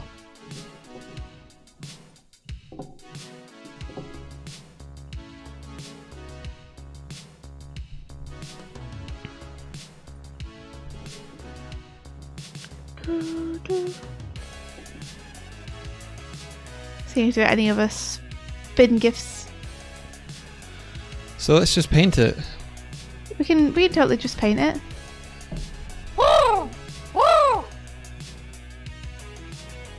Oh, there's an even fuller version of it. Amazing. Image, open image, new tab. Foreground element to convince you of the spin. Yeah. We don't have that though. Nope. You're just gonna have to imagine it without the lamppost. So they're just pulling this background across. Yeah. And the character animation is doing the rest. Remove that. If you remove that pull though, you would lose the context of the spin. It would still work though. It wouldn't work as well, but it would still work. And we can add little motes in if you want. Yeah. If you want to add little dust motes in to give it a foreground element, we can totally do that. We just can't have anything like an actual physical object passing in front of Bridget.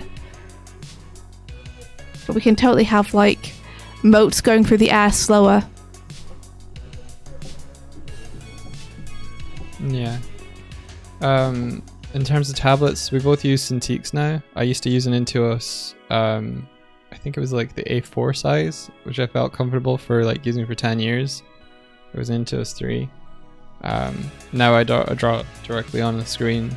It took me a while to get used to both.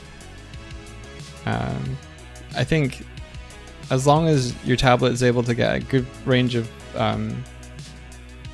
pen pressure and that sort of thing, so like your strokes feel like they're responsive, then it don't much matter none which one you use. And size kind of depends on like your kind of training and your technique. Like you're taught to draw from your shoulder, so a larger size tablet is going to give you a better range of motion. You're going to be less using your wrist, which is probably better in the long run, but it's more expensive and it takes up more of your desk space. So it depends on like the way you draw and how you use the tablet. I know at university they always had the massive ones. I think for that reason.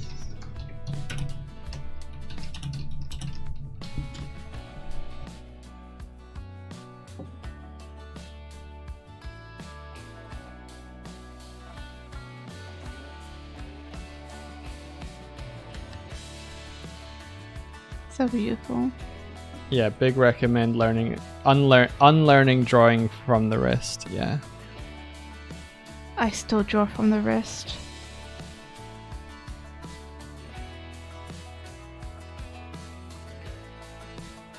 Cintiq 22 HD Master Race. Yeah, Kimmy, that's the one I got.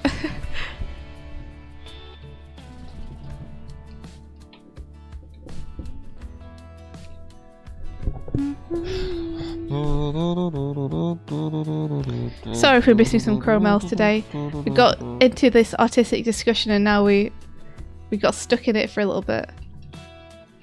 We can see if we can catch up with them though.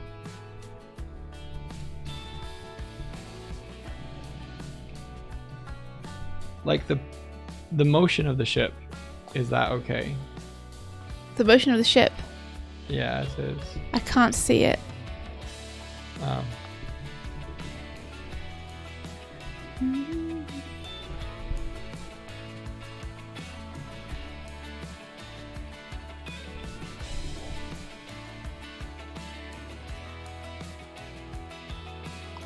Yeah, it's beautiful. So it comes onto the screen faster now. Good.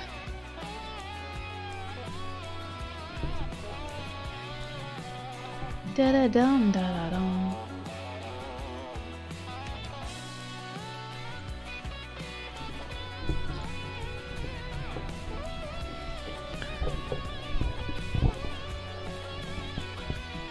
Answer says, I also still draw from the wrist, race on 4x5 grath and whack on graphiers.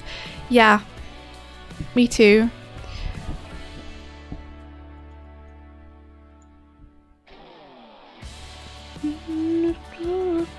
Let me go and check these chromails and see what I can see.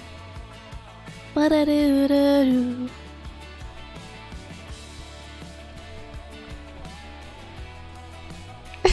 Ben says more chromo for the floor. Whee!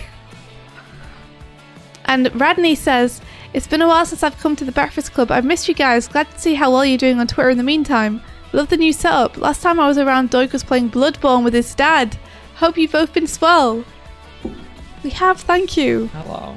I bet Mike misses playing Bloodborne with his dad though. That was a good time. It was good, yeah.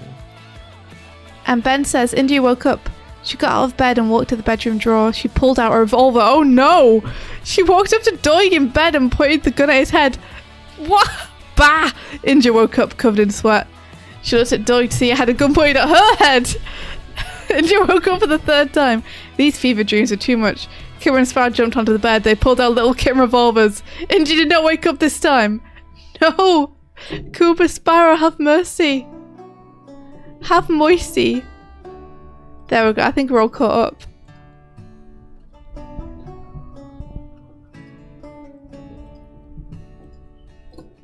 Yeah, I grew up using an A5 tablet and really liked it. I tried using some A4 ones and they were too big for me. The Cintiq has been different. The Cintiq I felt comfortable with almost immediately, even though it is very large. I think it's because you get to draw directly onto the screen rather than having it translated.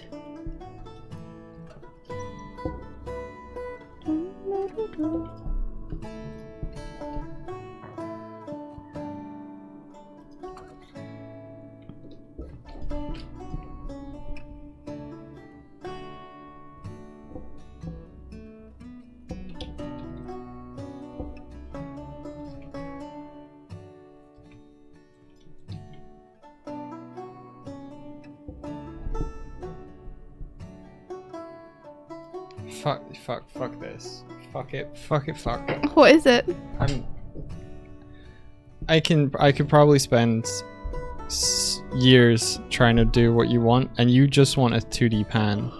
Well, not necessarily. No, you do. You just showed me the thing from Belle, and I cannot get this 3D thing to work. I think you would be able to. Like, I want it to be open to you being able to do it in a way that you felt would work well. But seeing the result, my feedback is that I think it would be better if you either chained it together in a cylinder. If I chain it together in a cylinder, the things will need to be farther away from the camera, which means they'll have to spin faster to get from point A to point B, which means stuff will feel even faster. I think in the instance that you put it as a cylinder, you might be better to just move the camera rather than spin all the cylinders at different rates. Okay. Because if you position them from different... This is the second or third method of this, and each iteration I do, it feels like, and this might be untrue, but it feels like you go, why don't you just... So what I'm doing here is actually what you suggested like a month ago, 2 months ago. Why don't you just do this? What did I suggest? Having the camera fixed and having things spin past the camera. So now you're saying maybe it would be better if this... I think that what you really want is parallax 2D background with a 3D ship. And let's just do that. Maybe. And let's just paint that. Sorry if I've been misleading you. I've been trying to be super open to your ideas and let you handle it the way you want. But when you Cool. ask me for feedback, I have to be honest about how I feel about it. I get that, but I think the effect that you want to go for is this 2D painted one. I mean,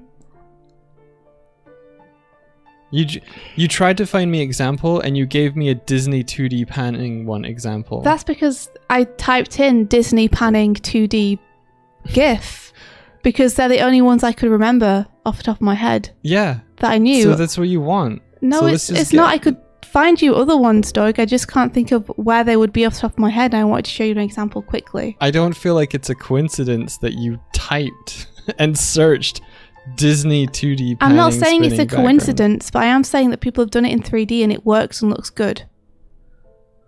And so if you wanted to do it in 3D, I would support that. I don't want to do it in 3D. I'll Well, have the 3D shipped though. You don't have to. Cool. You never did have to. Cool.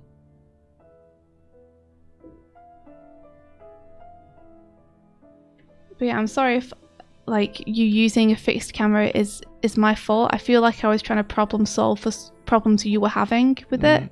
It's cool. Okay.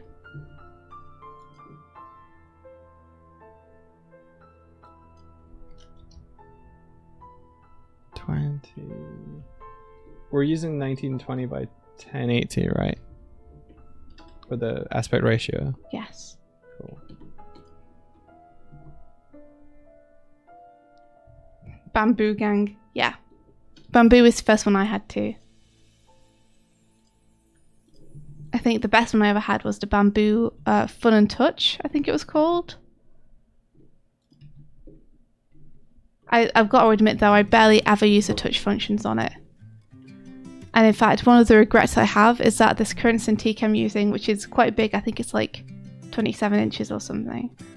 I paid extra to have touch functionality on it. I never use it. It was a mistake. It in fact is detrimental to my work because it keeps recognizing the side of my palm as an input whenever I draw.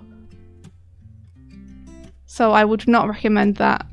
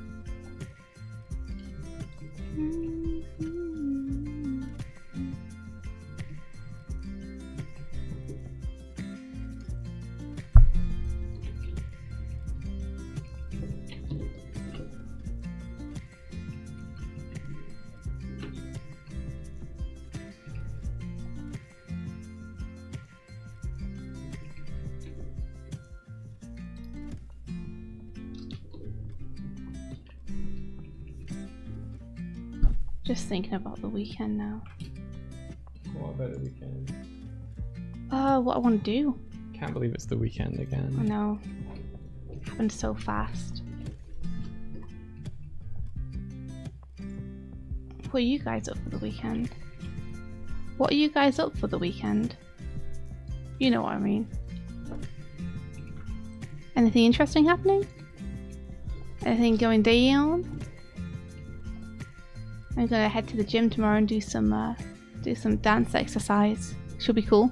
My first time in the local gym. Is it, what kind of dance is it you're doing? I don't know. It's just dance exercise or something. Yeah. You got it. The kind that gives me exercise. That kind.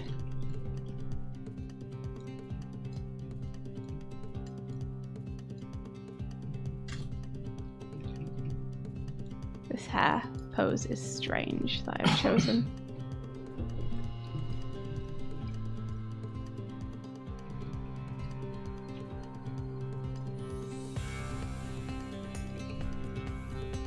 The hair might have to be something that I come back to afterwards and just straight ahead. Because it's doing some wonky ass stuff on this animation. You're gonna watch Kurzek play Outer Wilds? Wait, one sec. On Saturday, celebrate Mom's birthday on Sunday. That's awesome! Oh, I wish I could watch Kurzek play Outer Wilds. But I haven't played that game yet myself and I don't want to get spoiled on it. Wait, Doodle, you're moving house! This weekend? Are you kidding me? Where are you going? Onsta says I want to hunt monsters. We can make that happen. Are you okay, Doig? I couldn't drag the fucking save as window from here. Like, I want to be able to look at... Fuck you. I want to be able to look at where I'm saving it to, and it's just like, no, you can't drag this anywhere. Okay, fine. Woots is going to a friend's house for a bonfire party. That sounds really fun. Nice time.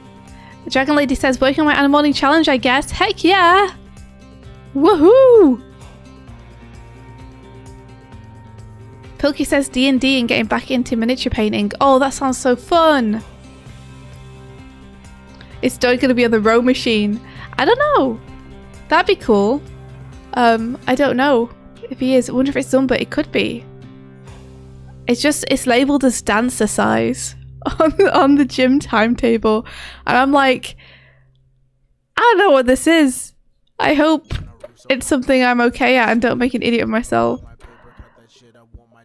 Hell Rob says, for me, Saturday I'll be chilling. Sunday I gotta work at my part-time job.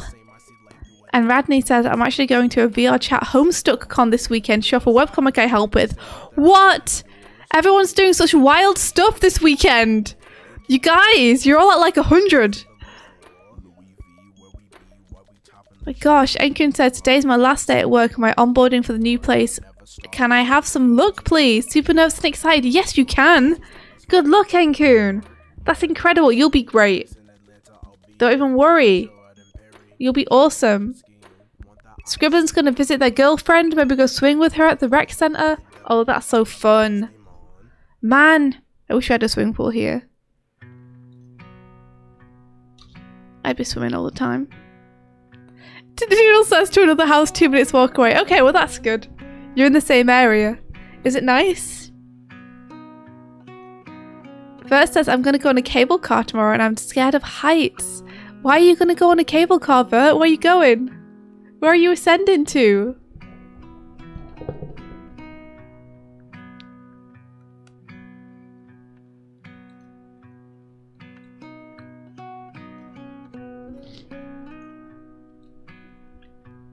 Alex says, I was going to get Pizza Hut tonight as a treat for me and Rumi, but the Canadian Pizza Hut site will not let you look at deals at the menu anything until you plug in your street address to let the site locate the nearest location. I'm standing outside the front door. Why is the website less convenient than awkwardly reading the menu through the windows? That's really funny. When convenience becomes inconvenient. That's cool though. Get that Pizza Hut. Pizza Huts are so good. Oh, they're my favourite takeaway fast food pizza. Oh, Papa redeemed a good luck money haul for Enkun. That's amazing. Where even am I? There I am. Good luck, Enkun. May good fortune find you and follow you all of this day. Best of luck. You're gonna do great. Don't even worry about it. You got this. You don't even need the luck, but just in case, here's some luck anyway. Good luck!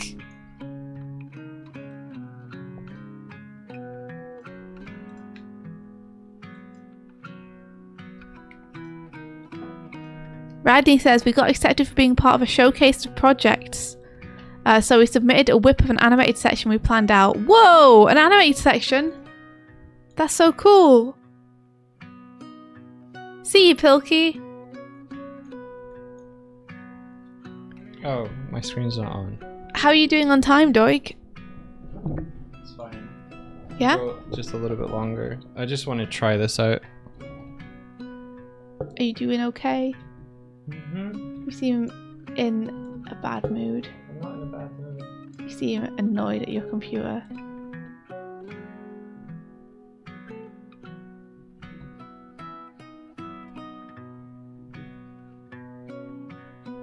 He's fine. He seems fine.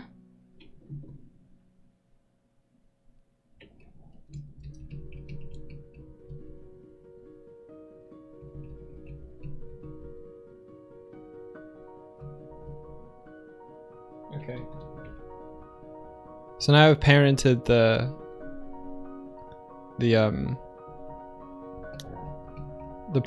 parallax background to the camera, so wherever the camera moves, the background's gonna stay locked, except for the pan that I just put on it. Okay. Can you translate that into baby speak for me? I can. Yeah, you can literally look at my screen and see what I'm talking about. Okay. So what are you talking about? So see the red thing going past? Yeah. That's a 2D painting. Right. And the black things behind it. It's all 2D paintings, so I'll have that, but then I'll have the 3D element of the ship coming in front. Okay. So that's it. Okay. Is it right to unsmall us? No. You can embiggen us. No. There's no way to... there's only tiny mode and it sticks forever. I would ideally want to make it so that there's a timer, and that's it. So that it lasts for like a minute or something. Fumble33 says, I'm back from my trial shift at the pie shop. I helped bake a bunch of Cornish pasties too. How was it?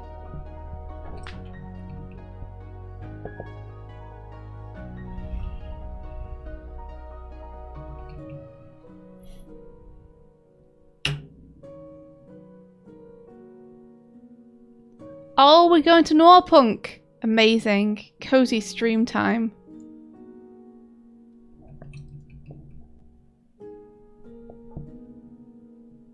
I wonder what they're up to today.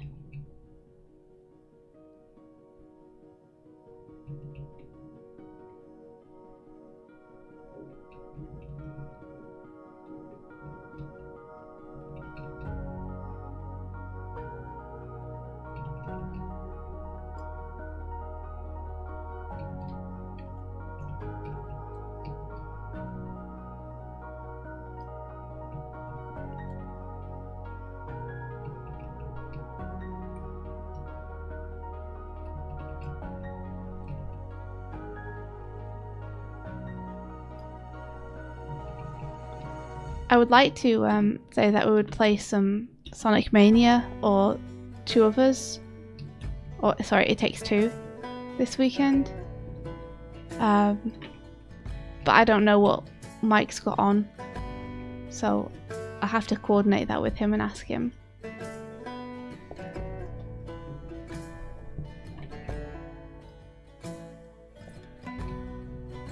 Mike! What? Talk to me! I don't know what I have on this weekend. Talk to me! Michael, love me! I'm trying to get this to work, dude. I'm focused. I mean, you're doing great. You don't even know. What do you mean? You don't even know what I'm doing. No, but I think you're doing great just because you're going for it and trying new stuff. I'm allowed to think you're doing great. No. Okay. Guess I'm not. These all...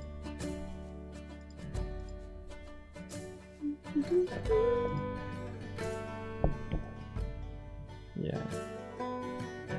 Little Puffling, thank you so much for the subscription. Thank you for the prime. Rumble says, I feel like a professional baker, baby. Also, my goodness. It was so hot in the shop. The temperature outside was so sunny. On top of that, I had to open a bunch of hot ovens. But other than that, it was a delicious experience. Wow, actually, yeah, it would be really hot working in a bakery, wouldn't it? Doig is always doing great. Well, he's going to get a huge hug after the stream to make sure he's feeling okay. So, hopefully. I'm feeling fine. Leave me alone. Oh, I don't get to give you a hug. You can give me a hug, but not to make me feel better. What's the reason I can give you a hug? Just because you like me?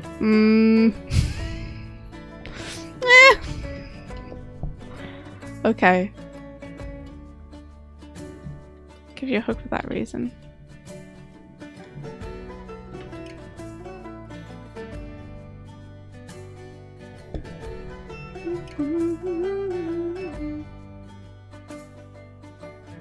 Hugs need no reason.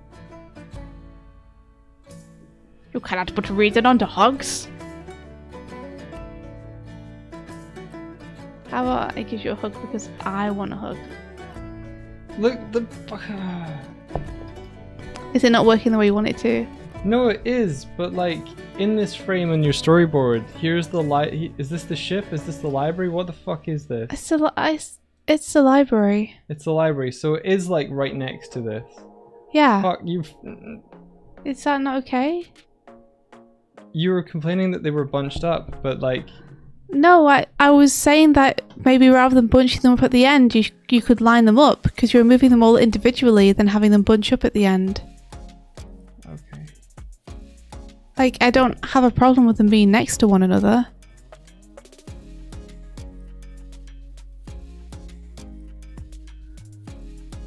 I just felt like you were bunching them up like beads being slid down a wire, where you have a pile up of them at the end. This needs to go here.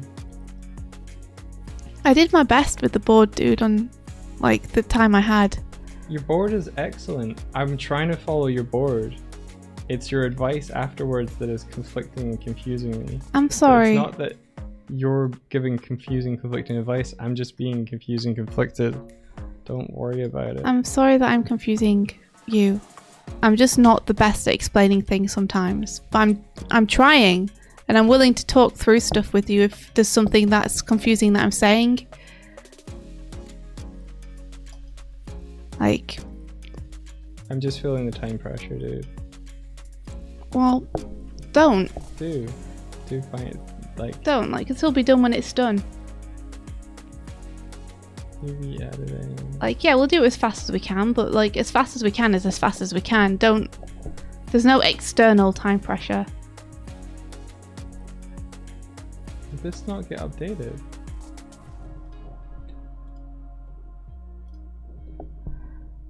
Fucking update. Little Puffling says, what's Doig working on? Looks real cool. Thanks. It's a trailer for Girl in the Glim that we're working on. Doig's trying to put together... Saved it to the cloud like a asshole. Doig's trying to put together basically the most challenging scene that we have in the trailer. It's a real weird technical shot where Bridget jumps and then the camera kind of swoops around her, and as it does we see her kind of swing past a bunch of environments. Doig initially wanted to do the environments in 3D, but he's now thinking 2D, and he's trying to figure out what the camera movement's going to be, how that's going to work.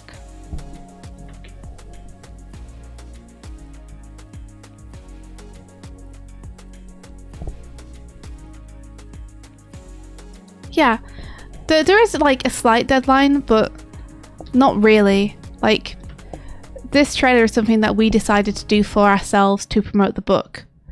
And IDW is definitely kind of on our backs about it a little bit. But I think that's mainly because they want to be able to send it to people to use for promotion, which I completely get. But, you know, it'll take as long as it takes, considering it's something we're having to do in our spare time. Like, we don't really have a whole lot of hours every day to dedicate to it, so...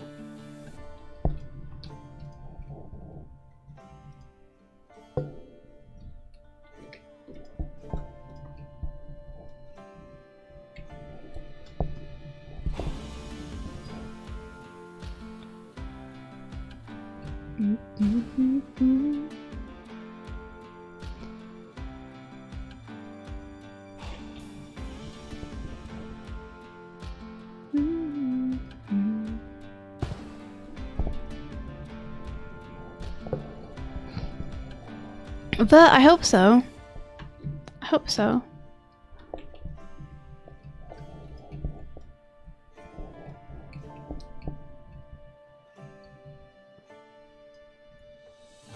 I did that thing I always do where I took on freelance. So, even though the freelance is really cool, it's kind of like, ah, man, I could have been spending that time completing the trailer. It's just so hard to say no to stuff.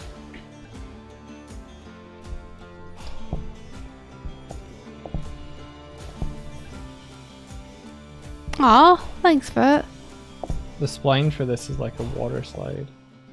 The spline? Yes, on the graph editor. Doesn't matter. It looks like a fun water slide. I'd go on it. It's covered up by a sub box. Oh, I thought... I can still see most of it.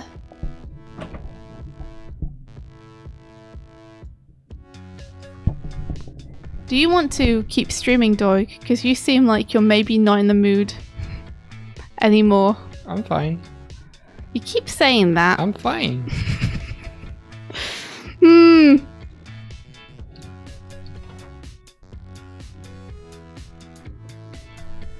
That feels better.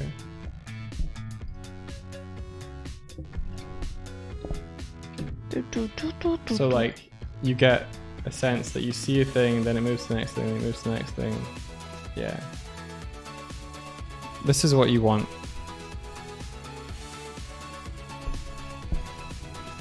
This will be cleaner, this will be less confusing. Everybody's happy. Yay. I mean, are you happy? Yeah.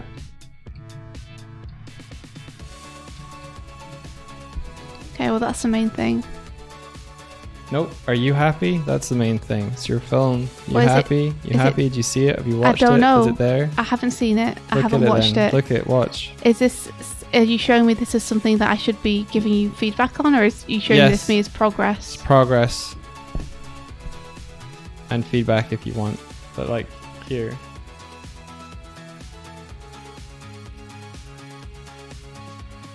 You see it? Yeah, I did see it.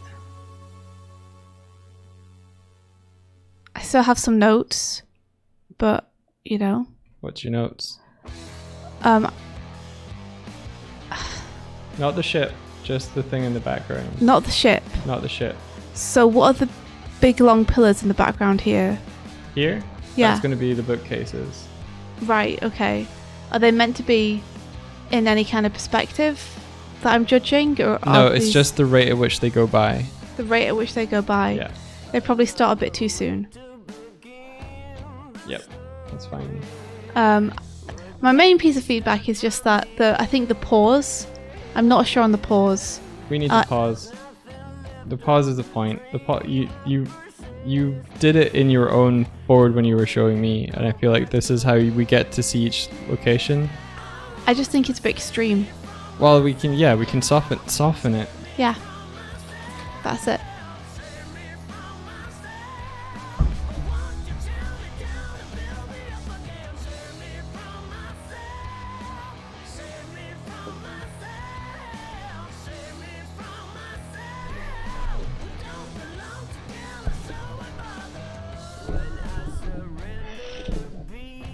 Inhuman.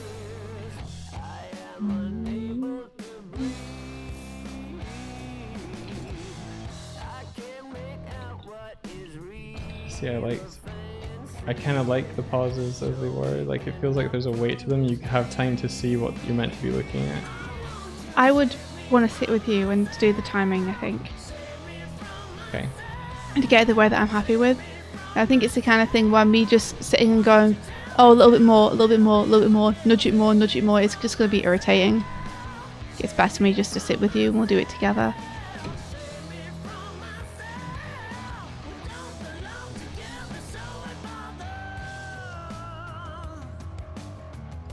But hopefully, like, we can get everything else set up first. And then focus on the timing afterwards. Do you think that's a good idea? Okay.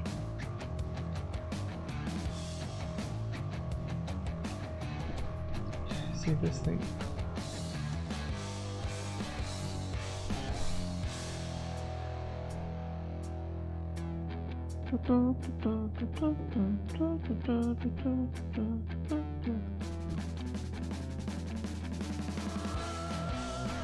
So won't you save me from myself?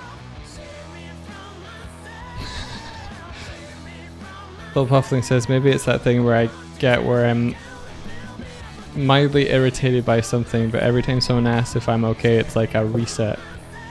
Yeah. I feel that.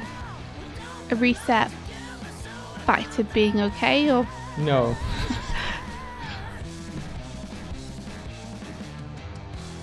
Imagine you stub your toe and then every 5 minutes someone goes, "How's your toe?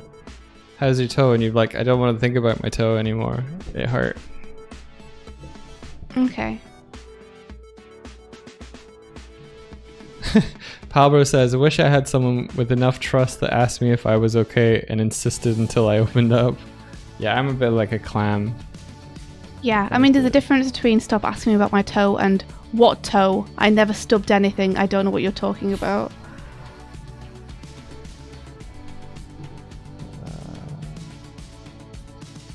But I'll leave you alone. I know that you The don't want carnival me. doesn't come in from right to left. It comes in from top right to left, to bottom left.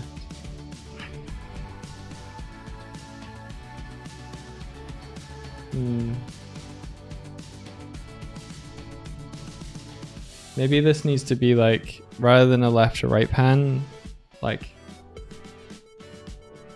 moving more diagonally. What do you think? No, I think keep it left to right. But okay.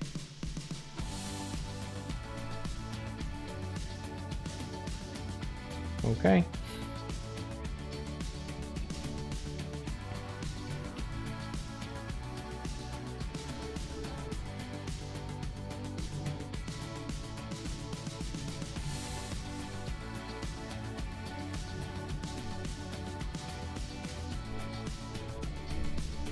It's only going to cause more problems. We can just tilt the footage.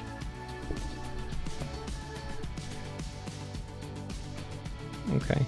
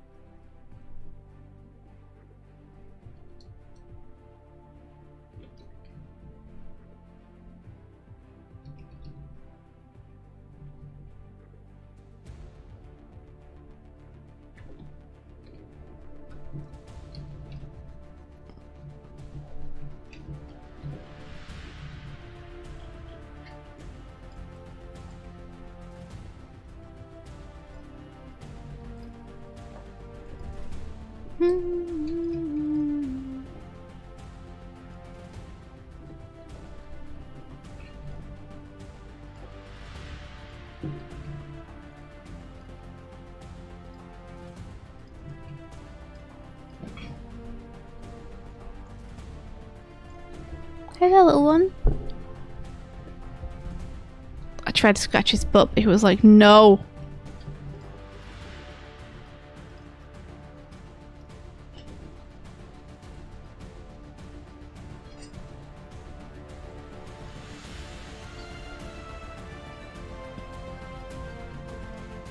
This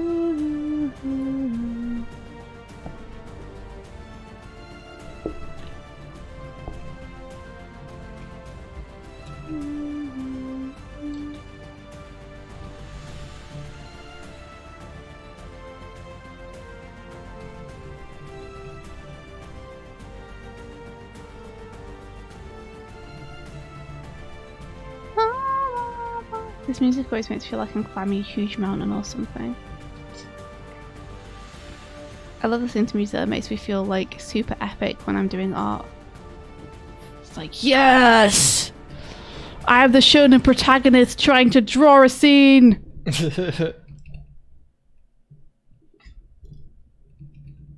Who the hell do you think I am? There, now we have color. Yay. Whoa! That's cool.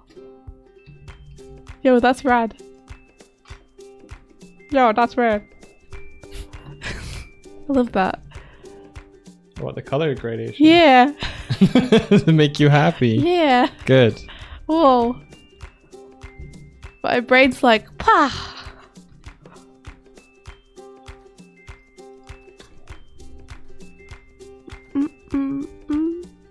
He would be like, no touching my bum. I know! He likes it though. He normally likes it so much.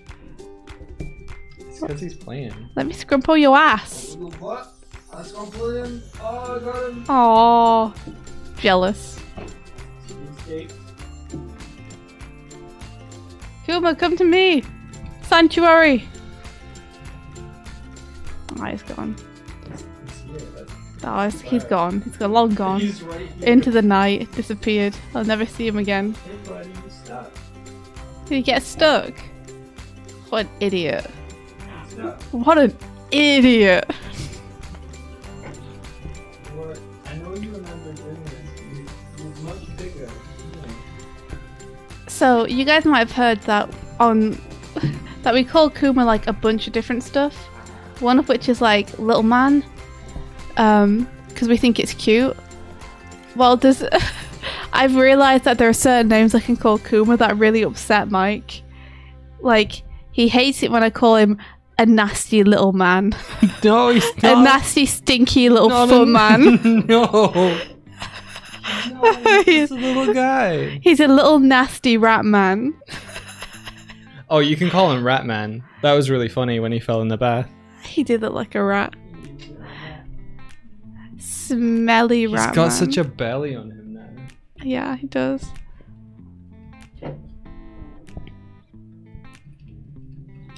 And we are not overfeeding him. I swear. No, we're really not. Like they just graze in the ions. A little scruggly rat, yeah, nasty little man. Don't abuse your child like that. He's a nasty, smelly man, is what he is. He's not a nasty, smelly. He is a Sometimes he's a little nasty- smelly. He's a nasty, smelly man. His primal pouch is growing in. Yeah, I guess it must be. His primal pouch? What the heck is that? Do I have one? My primal pouch!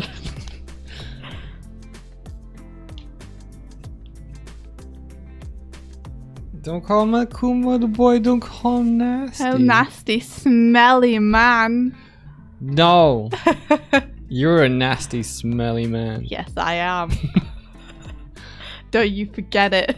You know what? You might think you're on a box, but Leave me box alone. no. Leave me box alone. No. What is it, nasty, smelly man?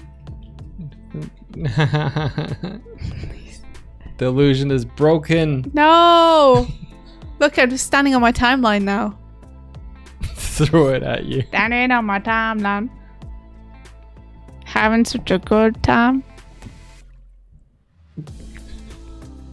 The thing that lets cats stretch or gun still protects insides. Aww, I don't think I have a primal pouch, guys. If I stretch, my body's like, what are you doing? It's the thing that lets cats stretch all good and still protects the insides.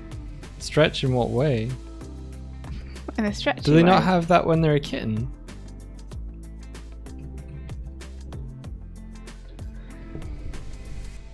Oh dear. Where did you go? Where did you go? Where did I go? Oh, Doig. You lost me. Oh, Doig. Oh, Doig.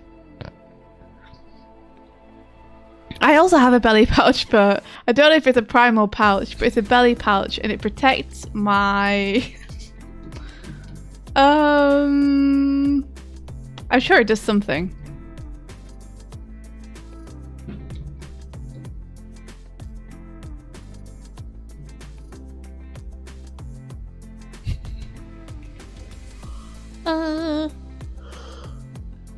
Ba-da-ba-ba-bow.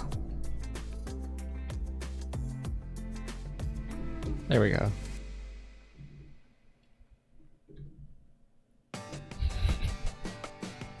Here I am. Ah! Why? It makes me laugh. You take your anger out on me.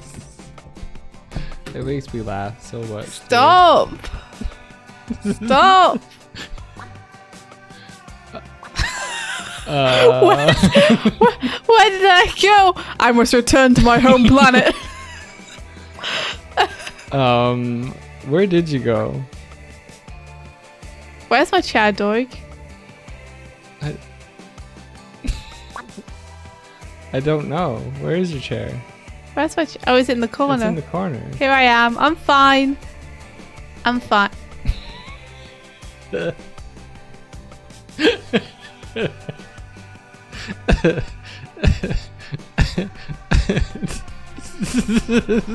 Let's go.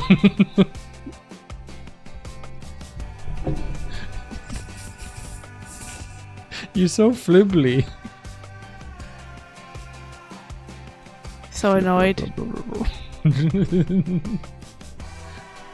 Can you still extend your legs when you're like this mode? I can't do anything. Are you I sure? can only blink.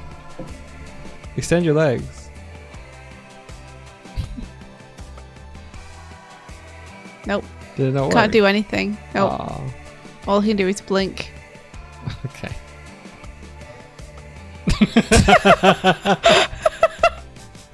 Well, Oh. there they went.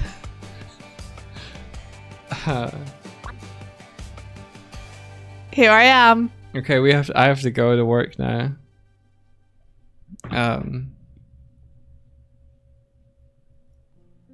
2 steps forward and 1 step back. It was my morning.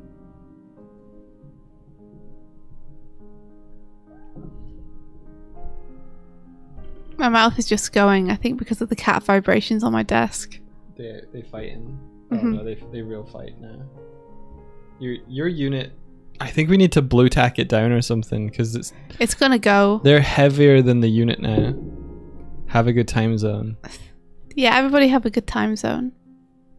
We'll catch you another day. I don't know when, I don't know where, but one day maybe we'll meet again. Yeah, I don't know. I think maybe not a stream at the weekend. Probably.